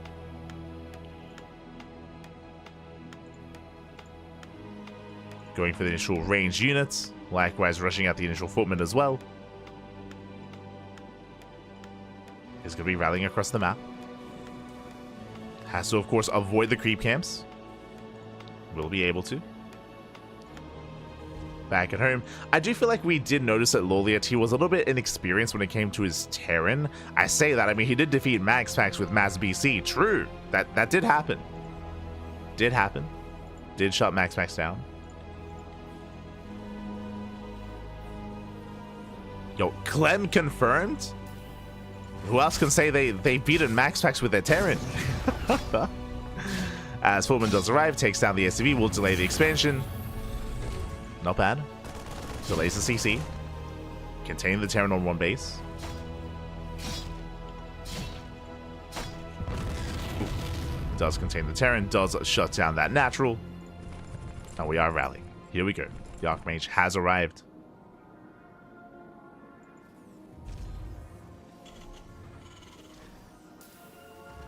Here we go.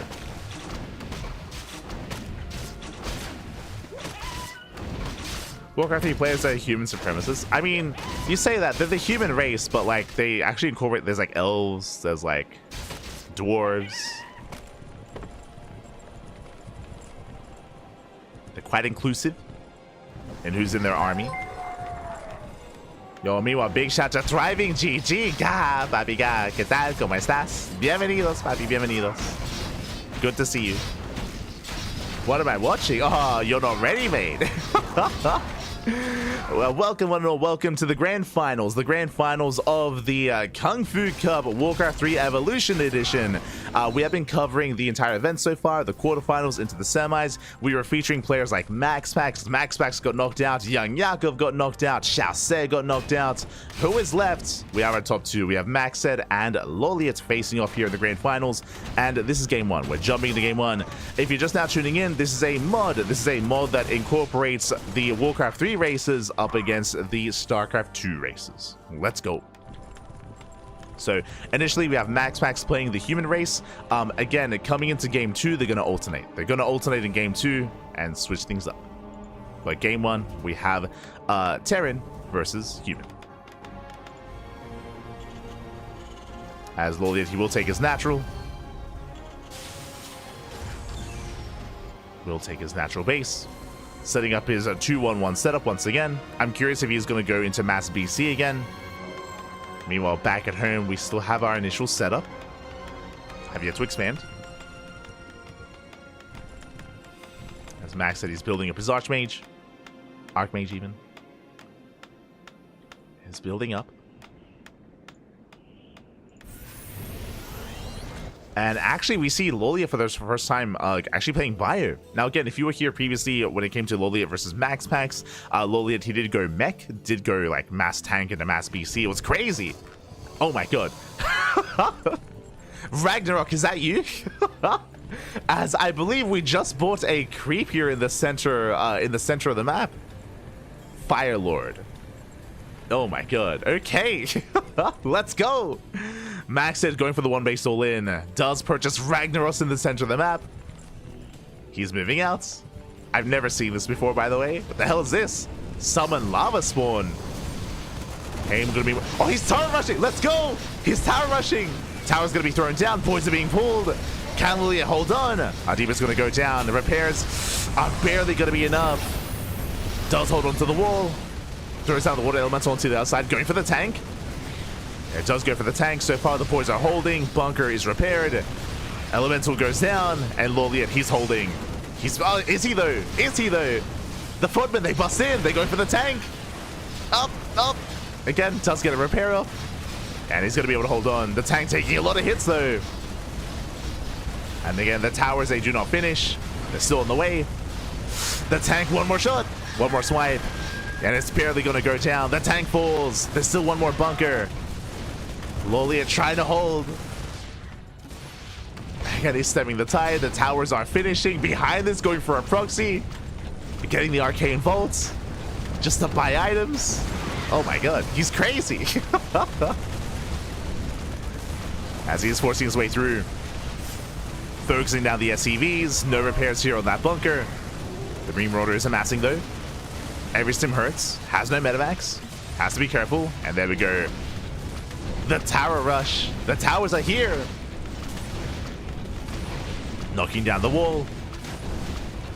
And again, with this arcane vault, we can just keep buying items. Just keep replenishing our items if need be. Forcing our way through. And again, this time there's no tanks. There's no tanks behind this. Oh my god. Does focus on the footman. Just barely. Gets one. Almost two. And the repairs are good enough this time. Whew. Okay, he's holding on. Again, his army's getting very low. Again, every stim it's hurting him. He's got one medevac on the way. Medevac has arrived. Medevac is here. Does spawn in the lava. Okay, behind the mineral line. Yeah, he's just straight up avoiding the bunker. Just avoids the bunker, pushes in.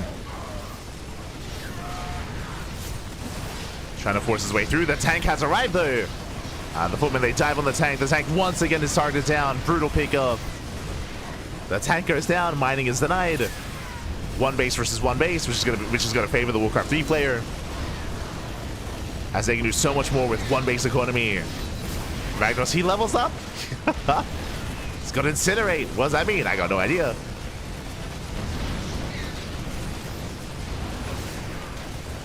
So we go pushing in.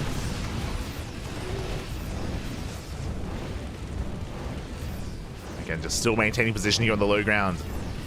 What does that do? Each attack made.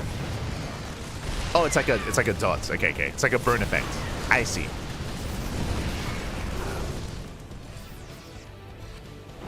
So burn effect. Ooh, rough rally here by MaxPax running through the creeps. Has to be careful.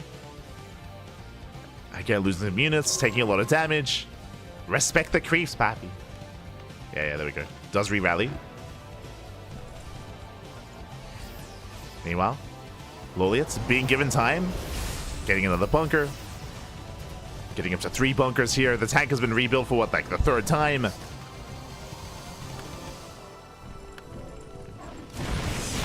Once again, pushing in.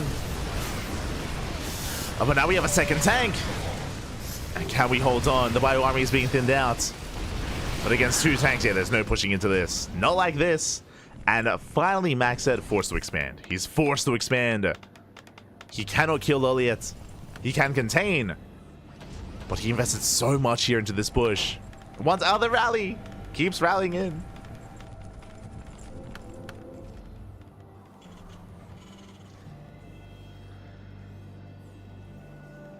Here we go.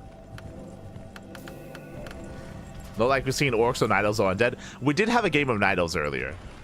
We did have that. It was LawLiet versus MaxPax. It was Night Elves versus Human. But that was the only time. We have yet to see Undead or Orcs. Now, I have heard that Orcs are underpowered in this mod. So I think, oh god, I think there's a reason why we haven't seen Orcs at least. I haven't heard about Undead though. Ooh. As a priest who take a lot of hits. But I think they're working on a new patch to buff Orcs. To help out with that. Meanwhile, just diving on the kobolds, on the gnolls even. Razor mains. How you get me? Now, if you were here for the MaxPax series, you'll know LawLiet, he's going for another ninja base. And this did actually allow LawLiet to defeat MaxPax, winding it back. Basically, MaxPax, he was containing LawLiet to 2 bases for a long time. And LawLiet, he snuck out 2 extra bases towards the corners of the map. And MaxPax had no idea. He had no idea. And in the end, he was overwhelmed, as it allowed LawLiet to actually afford like triple BC production. It was crazy. Then he took down MaxPax. As we have another CC on the way. Scan confirms that alas MaxPax has expanded.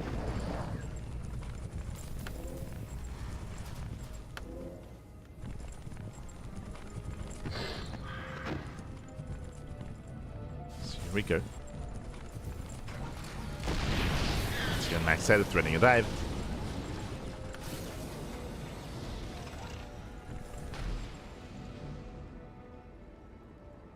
We go.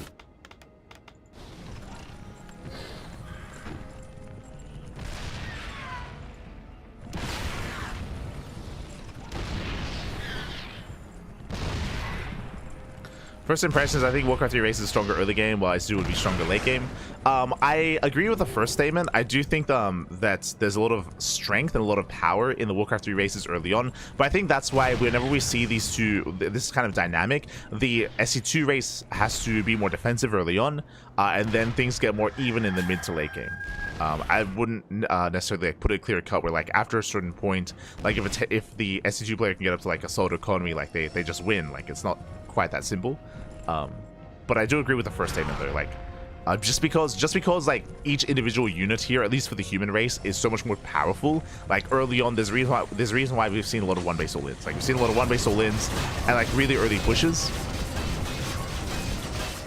But now we're settling into a longer game state. Natural's being taken. We can now set up for a third. Likewise, LawLiet going for more ninja bases. It's like, mate, you could just take a regular third base. It's like, no. I have to hide them. I have to hide the bases. Oh, okay. You could just expand. No. Can't just expand. Okay. Fair enough. Job's done. Bearing in mind, Maxed has not seen these bases. He will spot... Ooh. He will actually spot this base due to the Zelnaga. Triple drop into the natural. Going to drag Maxed back home. Does drag him back. Incorporating now Mortar teams. Mortar teams even.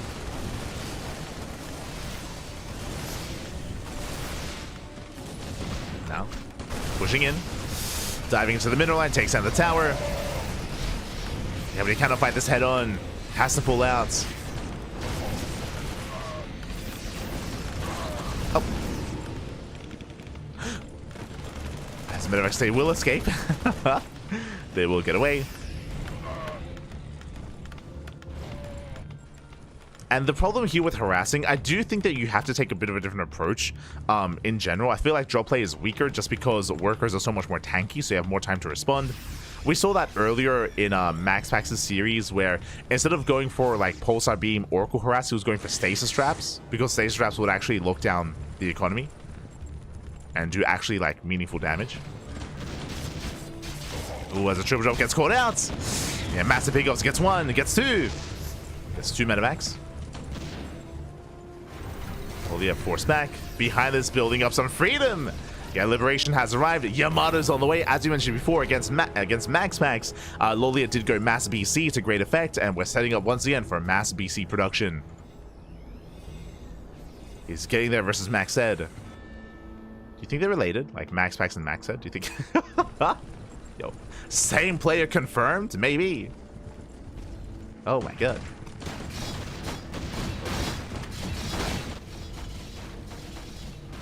We're gonna see like Maxed leave like a message in game saying like, oh sorry, like he just got his bread out of the oven or something. It's like, hold up, something's wrong. As LawLiet is gonna be taking more bases, taking more expansions.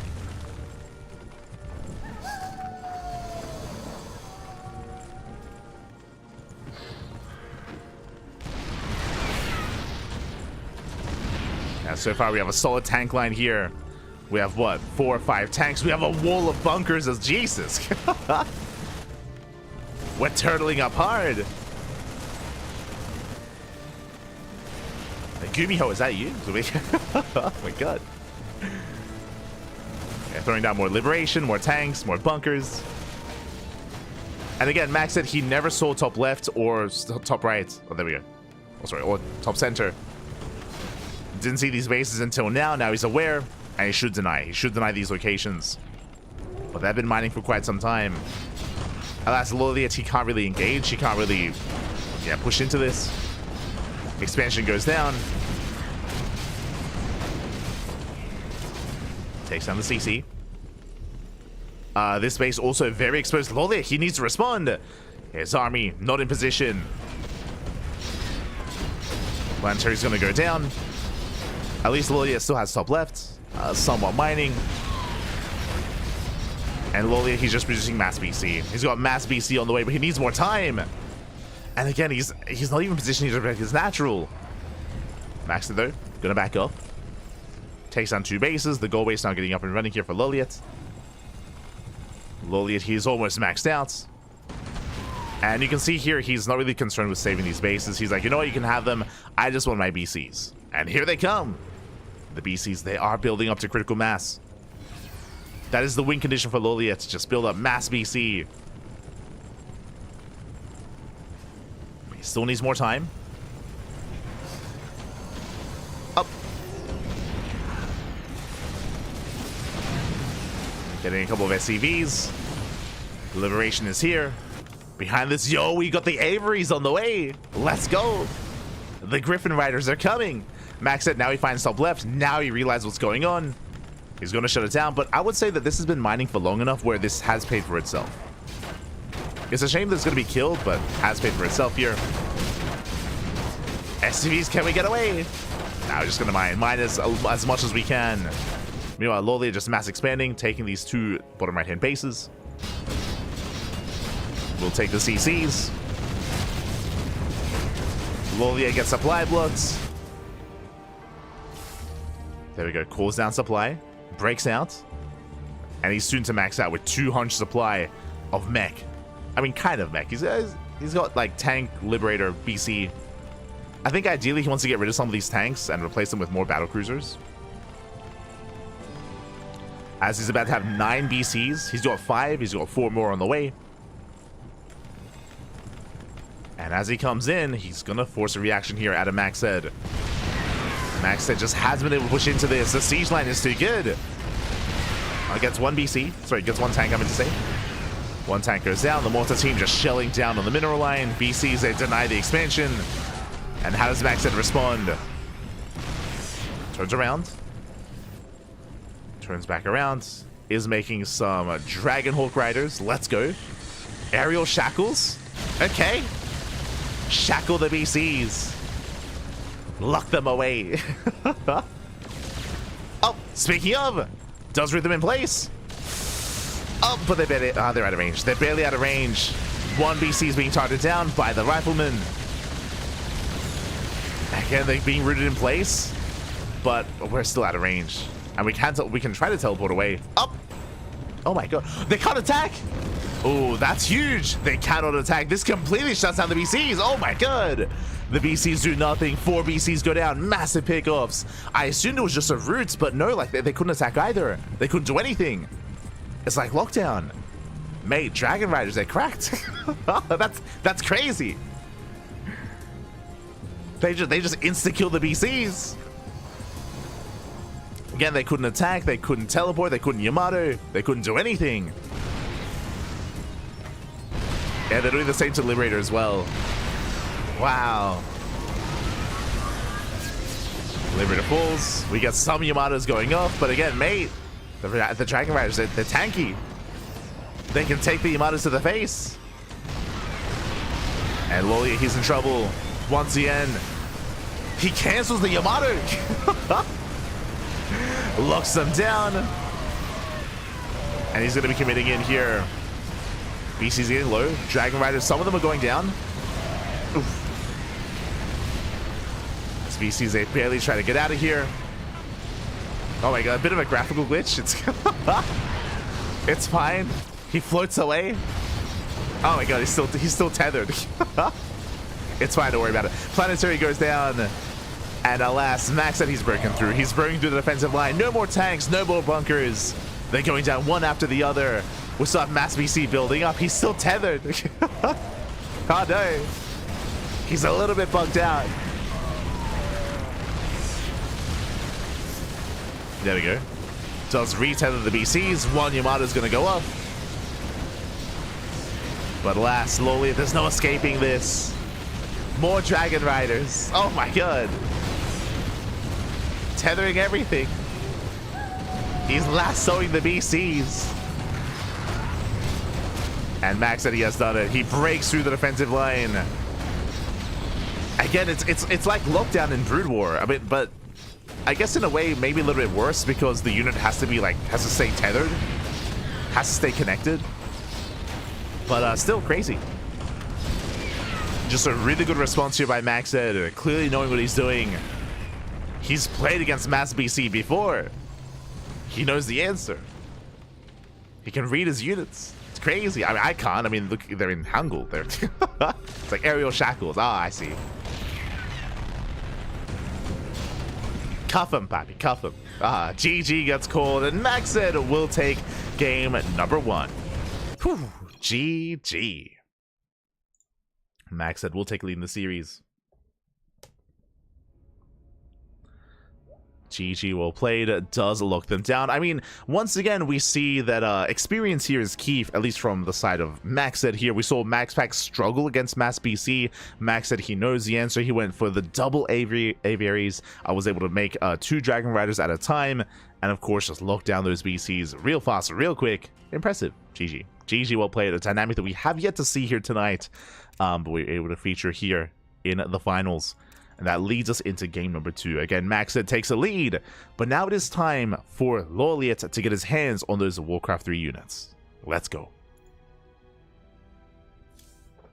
Aerial Shackles also, it does everything, is what you're telling me. You're like, mate, it ensnares the units, it stops them from using their abilities, it stops them from attacking, and it does damage over time as well. It does it all. That's crazy. Oh my god. Let's go. As for the second time today, we have a non-human race. Here we go in the top right-hand corner. In the top right-hand corner of Frostline, we have the Night Elf race. We have the pink Night Elf player from South Korea. It is LawLiet. And spawning in the bottom left-hand corner, we have as opponent, we have the red Protoss player. We have the Chinese Protoss for Invictus Gaming, leading the series 1-0. It is Maxed. And also fighting units, yeah. True. Like, Ghost Lockdown doesn't matter, right? I mean, kind of. It lockdowns, like, the limitation on a lockdown is that it only affects mechanical units, right? But goes up and down. But yes, true. The Dragon Riders are specialized when it comes to their anti-air.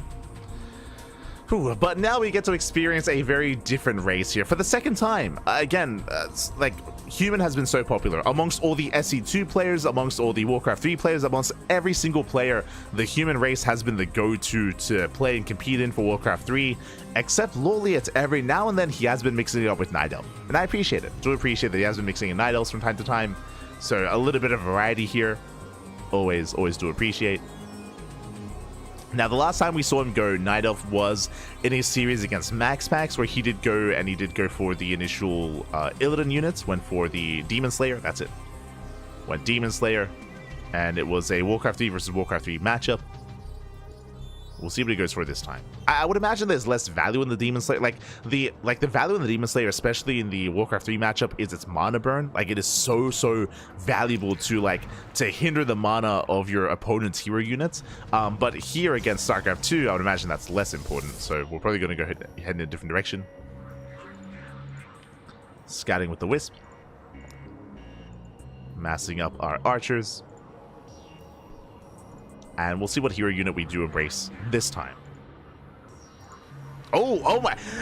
Let's go. Rexar, the Beastmaster. Okay, I was curious if we were going to scout, but no, we rush into the center tavern and we open up with Rexar. Let's go. Oh, we have Misha. We have bears. Okay. You have my attention, LawLiet. You have my attention. For now, of course, working through the creep camps. Protect the bear. Protect the bear.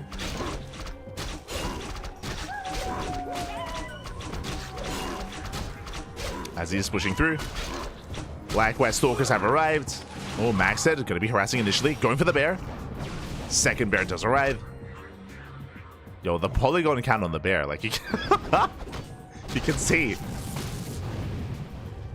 Oh, as does chase down that Stalker. Behind this, expanding, taking his natural. When it comes to the initial Beastmaster, initially we only have the Summon Bear spell.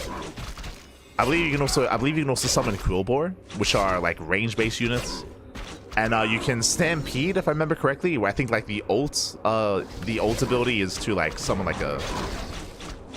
Wait, oh wait, there it is. Yeah, Stampede. Yeah. I know my Warcraft 3. So it's Quill Beast, not Quillbore, Quill Beast, Hawk, and Stampede. There we go. I didn't know this, so I can just click on this and I can just read it myself. Not in Korean as well. Crazy. Meanwhile, we do see Max said he's going for an all-in. He's going for a two-base all-in. We saw this previously in the series against YoungYakov, if you recall. Max said is going into, last time he went into a 6-gate setup on 2 bases into Glaive Adepts for a 2-base all-in. We'll see if he goes up to that many gateways as well, or if he only goes 4 gate Glaives into an expansion. So our eyes are on Max said to see how hard he commits. Meanwhile, of course, we have LawLiet focusing on clearing up all of his creep camps, I should say. Leveling up his initial units. Yo. We're summoning the Spirit Bomb. What's going on? Our hands are in the air. Like we just don't care. Beautiful, beautiful. Give me your energy. As we are going to be pushing out. Dude, the natural glaives are done. It looks like only 4 gates. Yeah, 2 gates in the main, 2 gates in the natural, just 4 gate glaives out of Max head. Yo, the Cool Beast has arrived. Doesn't make sense that a boar is a ranged unit. Don't worry about it. It's shooting out spines. And as they keep it to the shade, they focus on the archers one after the other. Archer's going to be going down. Again, Rexar, he's not really a supportive unit. It's all about the DPS instead. Oh, he's a big boy, though. Jesus, he's huge. Does push in. Alright, Frenzy gets activated. As the Cool Beast can actually provide Frenzy. I suppose. That's good. Breaks through the initial gateway. Initial gate goes down. Adepts once again diving in the army. Well, he's trying to. Oh! Does commit to the shade. Does commit in. Once again gets one more archer. Gets a second archer as well. At the same time, though, a lot of adepts are falling. The Cool Beast had a lot of DPS here. Ooh, Rexar's getting low, getting very low. Has to pull back. Again, there's no way to heal. Rexar, he has to pull away. Despite that, yo, the summon units, they just pop up. They're going for the Stalkers. Stalkers are being targeted. Rexar still taking a lot of hits. He's so close to going down. Has to pull back. Summoning another Quill Beast. Again, targeting down those Stalkers. Does try to target them down. Again, they last for so long. The Bear and the Beast. Oh my god. And behind this, going for the Archosis Pylon. And Pylon is close to going down. Oh. Summoning another Quill Beast. There we go. Depowers the gateway. But alas, LawLiet, he's running out of steam here. He's only got a handful of units left. Oh my god, the bears, they just keep coming. The bears keep going. Again, the Beastmaster is so low, but has been doing well keeping it alive. Just pulling it back. Diving on the Stalkers, 2 Stalkers left. And it looks like he's done it. He breaks through the defensive line, takes out the Stalkers. They're coming in with the Hippogriffs as well. What was that, Griffin? Comes in with the Hippogriffs. With the Riders. There are some DTs to defend, though. Dark Templar, they clean this up, but they don't shoot up. GG gets called, and LawLiet does have the series 1-1. We're going to the ace match. GG. Whew. GG, well played. Let's go as we do get into game 3. What I appreciate most here, I don't know if it's been clear, LawLiet, he is a pro Warcraft 3 player, and he's been the one that's been really mixing it up when it comes to the openers and when it comes to his initial heroes as well. Here, of course, he did something a little bit different by rushing into the neutral tavern and getting, like, the Beastmaster, for example. I believe he has been doing something similar in the previous matchups when it comes to rushing into the Alchemist, right? Like, rushing into the Alchemist early on. Because Alchemist, of course, can heal and can support the army. But yeah, it's just a very different way to open up, and I appreciate it. Do appreciate it. GG, well played. Whew. Again, a very different approach here. And again, when it comes to Max, unfortunately, he wasn't quite able to get into his own build. Remember, he was going 4-gate Glaive Adepts. The goal was to get across the map, but instead he was forced to be defensive. Defensive with Glaive Adepts, and Glaive Adepts, they weren't really too impactful there, as they were very fast to go down. Blink was delayed for Max, so his Stalkers were vulnerable as well. GG. GG, well played. LawLiet does take game number 2, and now we're getting into the ace match. And what's important about this tournament format, the way that the ace match works here, is that there's no restrictions. You can play whatever you want. You can play any race you so choose. Now it isn't restricted to specifically Warcraft 3 versus SC2. Now we could see StarCraft 2 versus StarCraft 2 or Warcraft 3 versus Warcraft 3. So no restrictions coming into the Ace match. Let's go. Let us go.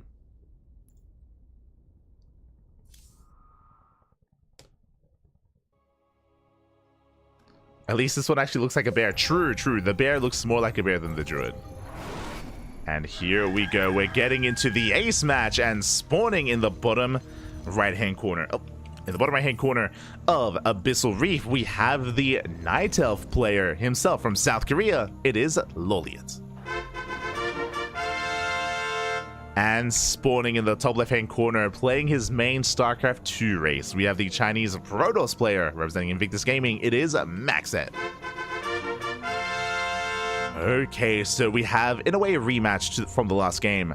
Once again, Night Elf versus Protoss, but on a much larger map, is what I will say. Abyssal Reef is a much larger map, much more defendable map as well. So I would imagine that MaxPax is not going to open Glaives. I would imagine he's not going to open Glaives. I would imagine either Blink or maybe a Robo-based opener instead, getting into early Immortals. I would imagine a different kind of setup here out of our Protoss player. Likewise, I'm curious how our Night Elf player opens up this time instead. So far, well into the Ancient of War on top of the ramp, like we saw previously. The Wisp is moving out and does barely avoid that. Oh god, there's a lot of, oh no, the Wisp, oh my god, oh, it does not get past. I mean, the creep camps here are brutal. I mean, there's creeps here towards the entrance towards the main and the natural as well. The Wisp does not get past, and we are denied the tavern. Again, the tavern is in the center of the map, and this time LawLiet does not get there, which means no Beastmaster. Not this time, Pappy, not this time. We've seen the Sea Witch as well. We saw the Fire Lord. We haven't seen the Pit Lord, or there's a lot of heroes that we haven't seen yet today. But here we go. Whew. As instead LawLiet, he's going to be contained and he's going to be forced to get into one of his more standard units. Nope, never mind. Goes for the Archer, rushes past. He wants that Beastmaster. I'm assuming Beastmaster. We'll see. As he does thread the needle, this time he survives, does break past, and he's going for the tavern. He wants that hero. What's it going to be? What do you have for us? Do we go for another Beastmaster or something different? Something. Oh, he's just floating in the air. I just realized the tavern is in the air. Probe is going to be denied. Okay, the tavern is ready. What are we going for? Yo, give us a panda. As, yep, once again, we have Rexar. Rexar has arrived. Going for the Beastmaster. Meanwhile, we do see the Ancient of War trying to deal with those creeps. Okay, Beastmaster has arrived. We'll clean up. We'll clean house. Getting a bit of a chaotic start here. The archers are very low. But we'll shut this down. Catching up the Knolls. Concerning the archers, we have +3 strength. +3 strength does drop. Alongside detection. Yo, the creeps and the Protoss working together. The Draenei and the Protoss. Makes sense. Makes sense. Yo, MaxPax coming in, helping out the Draenei. Gonna be cleaned up. But that is an interesting dynamic you can go for, right? It's like if your opponent's busy dealing with a creep camp, you can come in, you can help them out. You can try to steal.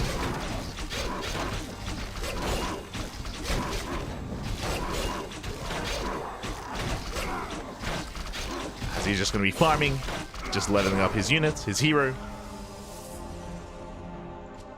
Behind this, as we assume this time, no Glaive Adepts. Again, like Glaives, especially in a larger map, I don't really see it being too effective, so it is going to be Blink instead here from MaxPax. Getting into what looks to be 4-gate Blink. So 4-gate Blink Stalker. Clearing up more of these camps. Stalkers are moving out. Gaining access here to the observatory. Sorry, the laboratory even. As a reminder, Max said he doesn't know where the army is. Doesn't know what's going on.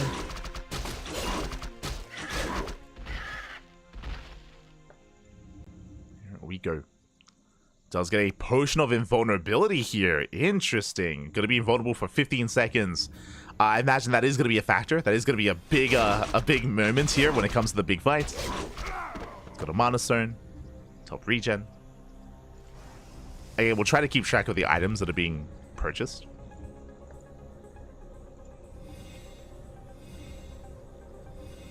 As natural is being taken.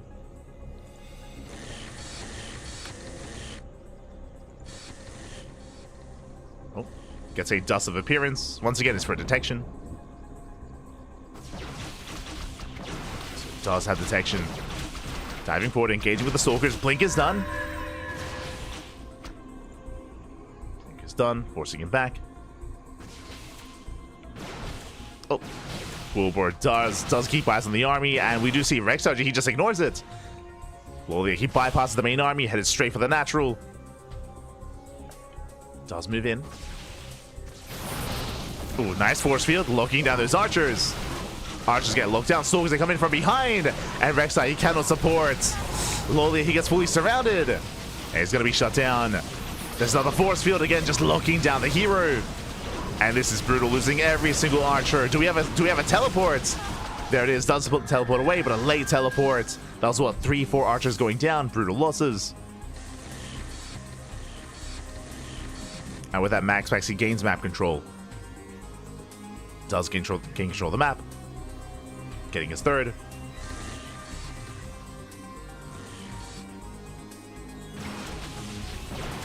It's getting his third base.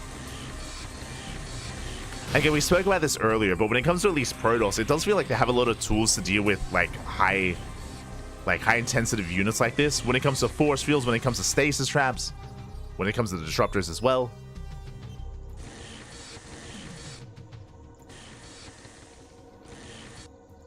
All can be good ways to deal with this.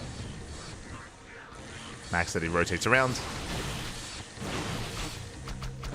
It might also be because, like, I guess Protoss is the most similar to Warcraft 3 races, in the sense that, similarly, Protoss players or Protoss units, there are less of them, so they're more powerful, like, they're more impactful. Referring to, like, Stalkers, Immortals, Disruptors, Oracles. Like, every unit has their own ability and their own spell.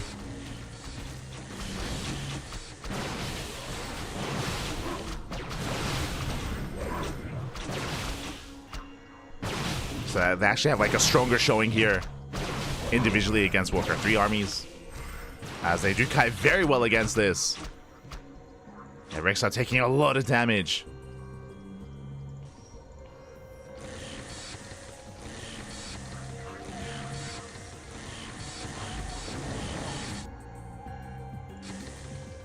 Meanwhile, we have our second hero. Let's go. We have the Windrunner, the Priestess, if you will. Priestess has arrived. Actually pushing in. Diving on the Priestess. Oh, taking a lot of hits. Now to retarget. The creeps are helping. The creeps, they get aggroed here to the Night Elves. Oh, focusing down the bear.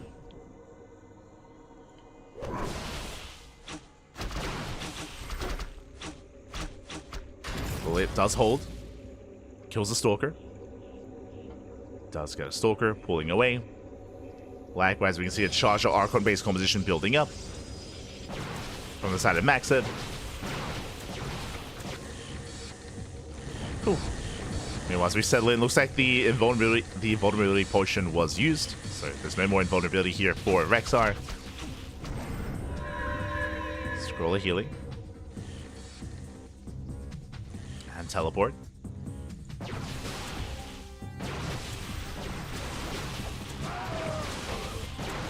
The Cool Beast is keeping up with the army. Catching more camps on the left-hand side.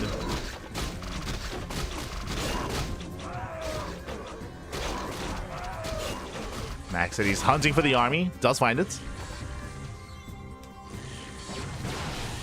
Does find it. Rotating back around.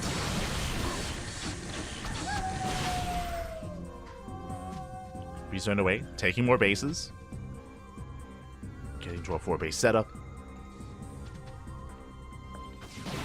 And working towards, I would imagine, disruptors, as the bay is on the way for that splash damage. Again, especially against this kind of composition, or against like hero units, I feel like disruptors have their place. We'll see.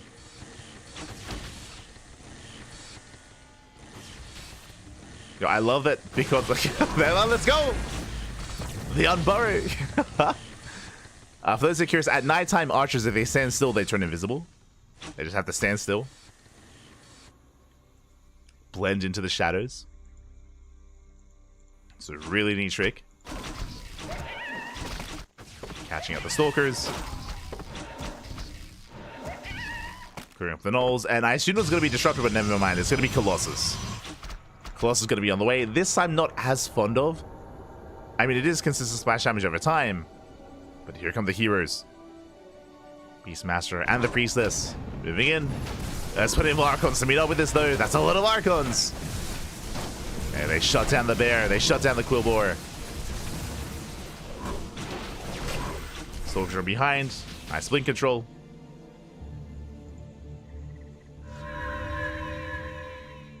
I'm going to pull away. Yo, we're getting ready for the bears. The druids.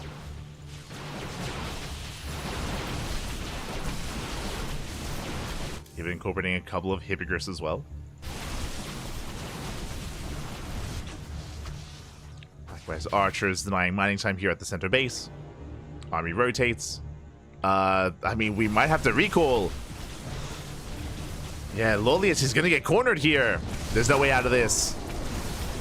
He's going to get surrounded. The Beastmaster is going to be shut down. Yeah, there's that recall. And he will escape. Oh my god. As he could not take that fight. Oh yeah, we got the Shredder. The Chimera! Chimera coming in. Sorry, my apologies. I thought they were hippogriffs. Oh no, they were. Okay. They were both. Got a handful of hippogriffs. We got the Chimera as well. Meanwhile, MaxPax, he's maxed out. Sorry, Max said he's maxed out. He's got a death ball of an army. No Sky Toss. Just a ground-based army instead. Because of how many Archons he has, especially pushing up this ramp is going to be a little bit awkward. Like, a lot of his army will not be doing any DPS. He has to try to drag the army out into the open. That's a big bear. And this is what Max said once. Yeah, collapse on the army, massive concave. The Archons, they shut down the Chimera. Chimera fall. Bear as well. There's also behind. He locks down the army. Forced to recall once again. Does recall away. Barely saves his forces. But Max is snibbling out of control. Completely wasting some DPS here in the back line. Does waste some DPS. Pushing into the main. A bit of a chaotic fight. Has to pull back. Ooh, and he does lose one Colossus. But he should clean up everything else. Yeah, blinks to the low ground. Again, the Archons, they get choked up on the buildings. So once again, wasted damage. But now they're moving in. And now they push forward. And LawLiet is being completely overwhelmed. Again, he just could not fight out in the open. Not like this.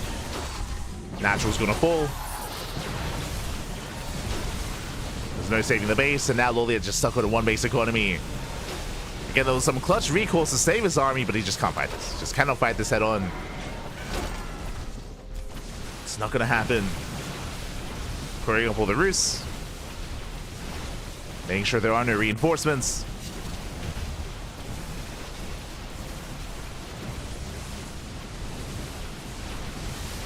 Behind this, I mean, there's some harass going on. Yo, shout out to the riders. Shout out to the Hippogriff riders wreaking havoc. And it is still very awkward to push up this ramp, but we have Blink. Blink Stalkers, they just dive past the ramp. They focus on what they can. The heroes, they stand strong, but what about everything else? So the Archons are stutter stepping in. LawLiet, he's supply blocked. Catching more bases. Linking in once again. And he locks down the Priestess. Finally, the Priestess goes down. And Rexarch, he's all that's left. Get out of here. Yeah, GG, well played. And Max said he will claim the series, will claim the tournament 2-1. does claim a GG. Well played. Maxed is our very first KungFu Cup Warcraft 3 Evolution champion. GG. GG, well played. Max said he will claim the win. And again, coming into this tournament here as well, one, it was a lot of fun. It was a lot of fun. It was great to see a lot of variety here. What I appreciated most is when it came to the SC2 regulars that competed in this tournament, I'm referring to YoungYakov, I'm referring to MaxPax as well, and Harstem. The way that they played made it look like they've played this before. Like this wasn't just like on a whim, like playing the mod and like, you know, seeing what this mod and what this tournament was about, and maybe getting like a cheeky win by like relying on their StarCraft 2. Like, no, not at all. Like, what emphasized that even more, if you remember, for the ace match between LawLiet and MaxPax did not play Protoss. He played human. Like he played the Warcraft 3 race instead. Like he made that decision. So it shows us that, again, at least the players that competed here, they clearly are familiar with the mod. They probably played in their off time as well, or maybe they play Warcraft 3 in their off time, hard to say. But yeah, it was really cool to see them actually playing well. Like it seemed like when they made use of the races, when they played out their games, it wasn't like, which happens sometimes in like StarCraft Evolution, for example. Like, it didn't look like a player that didn't really know what they were doing, like like a player that was like maybe like experimenting or like dipping their toes in for the first time. Like, no, not at all. Like they could handle themselves. And GG, well played. In the end, Maxed does claim the win here. Personally, at least from what we've seen so far, it does feel like the StarCraft 2 Protoss race is the best equipped to play against the Warcraft 3 races. We mentioned this like during that final game on Abyssal Reef, how the Protoss race is the most similar in the sense that it has its individual units are really powerful. They're really powerful, really impactful, because they're more expensive, of course, and because there are less of them. It's actually quite similar, and there's a lot of like micro potential with force fields, with blinks. Likewise, its power units are quite beefy as well, like with your Archons, your Immortals, your Charge Lots.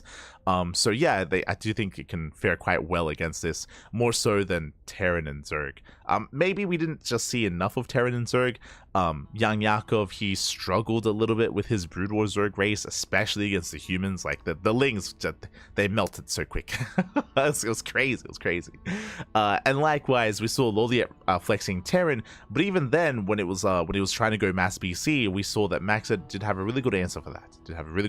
An answer that MaxPax wasn't too familiar with the Dragon Riders, of course. And yeah, GG, well played. Still really fascinating. And what I will say as well is that this mod is being updated on a regular basis. It is being patched and is intentionally, you know, being balanced as well. So shout out to the team working on the Warcraft 3 Evolution mod. Shout out to the team working on as well StarCraft Evolution as well. You know, creating a competitive environment here for these specific mods to kind of cater towards a more niche audience as well. And it's always a treat, I do apologize, especially like the first series. I was it took me like, this is the first time I'm seeing this is the first time I'm seeing this mod, the first time I'm casting it, the first time I'm watching it. I've never even casted Warcraft 3 before. I played it, but I've never even casted it. So it took a couple of games to get a handle on things, to get a handle on like terminology and units and interactions. But I want to say, like, after the first series, like, we got into it. Like we got into it. It was good. Yeah, GG, well played. And yeah, congratulations to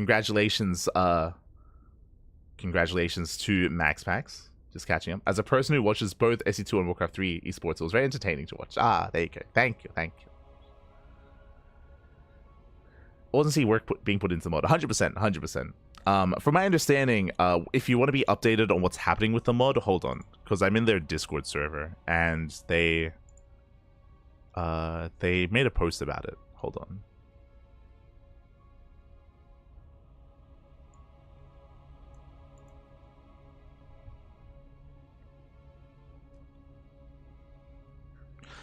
So if you're curious here, there's a mod that either just went live or is coming live.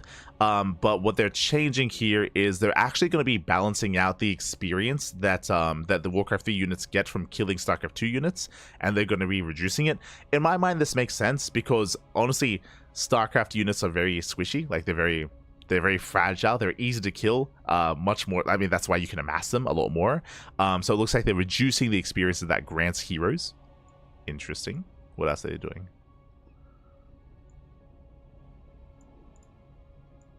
Rico. And I mentioned before that they're trying to make some changes to Orc as well. Yeah. So they're trying to make changes to the Orc race and the Undead race, because apparently, at least again, according to the mod makers, currently the Orc and Undead races are considered to be weaker than the others. That is the consensus. So they're working on buffing them, which I would appreciate seeing more. There's still going to be a learning curve as to like getting a handle on how like Orc and Undead work, but it'll be a lot of fun.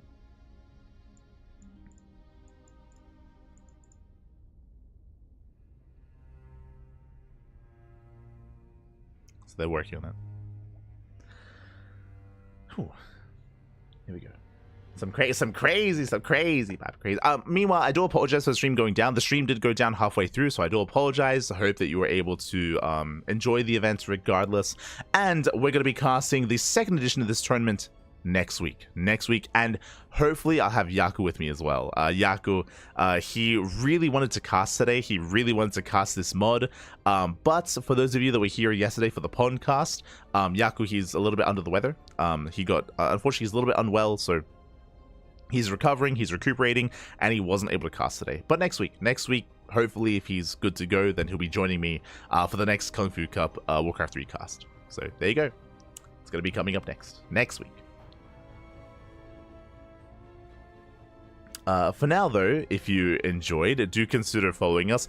It's not like we're going to be casting this on a fully regular basis.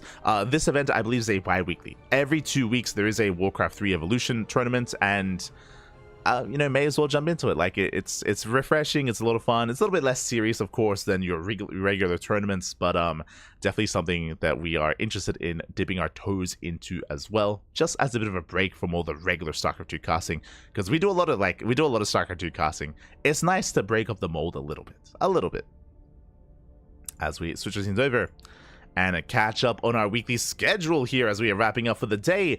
And we still have Saturday and the weekend ahead of us. Tomorrow, we're going to be live with Code for Giants Cup number 18. That is going to be a Brazilian bi-weekly tournament, so do tune into that. We're going to be featuring players like Master, Inexorable, and Eric, so check out that tournament.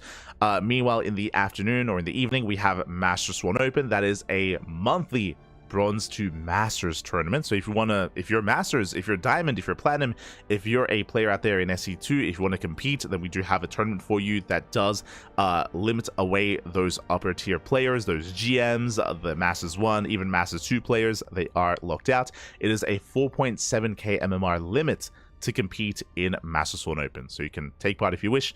Again, it is more for the amateur scene to give you a reason to compete, to improve. So there you go, we have that as well. And in the evening, deep late into the night at 11 PM KST, we have the StarCraft Evolution League, which just featured Warcraft 3 Evolution. StarCraft Evolution is on Saturday, so that's going to be Brood War versus SC2, similar to this in the sense that, it's just a more unorthodox version of the game, but yeah, it's a version that we've been casting a lot more regularly, we're a lot more accustomed to, we're a lot more knowledgeable about as well. And I believe this is the first StarCraft Evolution of the year of 2025. And there has been a new patch, a new balance patch that actually went live a couple of days ago that is going to be featured in this week's SEL. So look forward to it. Do look forward to it. The biggest change in the new SEL patch, for those that follow StarCraft Evolution, the biggest change is finally they have introduced the mechanic of missing hits, specifically when it comes to shooting up a ramp. If you shoot onto a unit that's on the high ground, there's like a 56% chance to miss, like 56 or 53, like just over 50% chance to miss your target, which is crazy. Likewise, shooting a ranged projectile into a steam vent or into like tall grass and shrubbery also has a chance to miss as well. So this is something that was not a part of StarCraft Evolution, and obviously isn't a part of SC2 either, but is a part of Brood War. It's a big part of Brood War. Like, high ground advantage is massive in Brood War because of that chance to miss, and in the latest patch they are also incorporating that into StarCraft Evolution, which is going to be crazy. I don't know what that's going to do to the balance of the game. Obviously, it will make unit interaction in the center of the map a lot more dynamic, but it is also going to give a defensive position at your natural and your third. It's going to give you a much greater defensive position, because now your opponent pushing up a ramp and pushing up a cliff face, they're going to be missing half their shots. Like, that is huge. So you have a massive defensive advantage, which means we might be seeing longer games, which might not be a bad thing.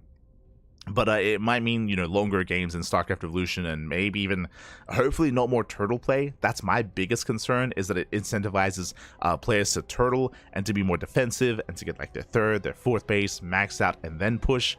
That's kind of like a game state that we're kind of entering in certain areas of SC2, and I think most people have agreed that it's not like the most exciting thing to incentivize turtle play, but we'll see, because a lot of it depends on the maps. Because on the one hand, sure, like, if you're missing half your shots pushing into bases, then it's going to be brutal and you're not going to do it. But what if they start bringing in maps that don't have high ground advantage at your third and at your fourth, right? Like, then, okay, like, that's how maps, like, balance things out in Brood War. Because, like, sure, high ground advantage is going to be huge. What if you don't have high ground at certain bases? Then, like, it incentivizes more, like, aggression there and more fights in the mid-game.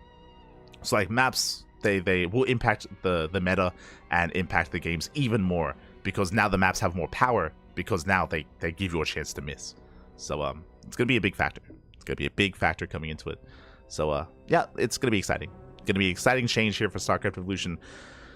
Whew. Otherwise, it was just for projectile or Marines as well. Projectile and range attacks. So I believe it will impact, like, Marines, will impact Stalkers, will impact yeah, just range attacks in general, from my understanding. Melee attacks won't be affected.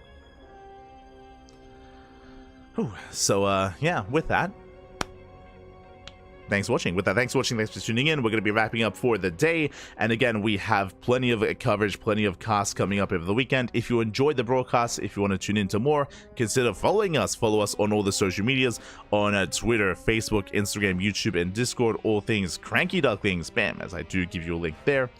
So again, you can follow us on all the social medias. Otherwise, you can also subscribe to us on YouTube. We have a YouTube channel. VODs are available on YouTube on a daily basis, and you can follow us there as well. Otherwise, thank you for watching. Thank you for tuning in. We'll see you guys tomorrow for KungFu Cup, Masters Sworn Open, and StarCraft Evolution League. See you then. See you next time. Ciao, papi, ciao. See you next time.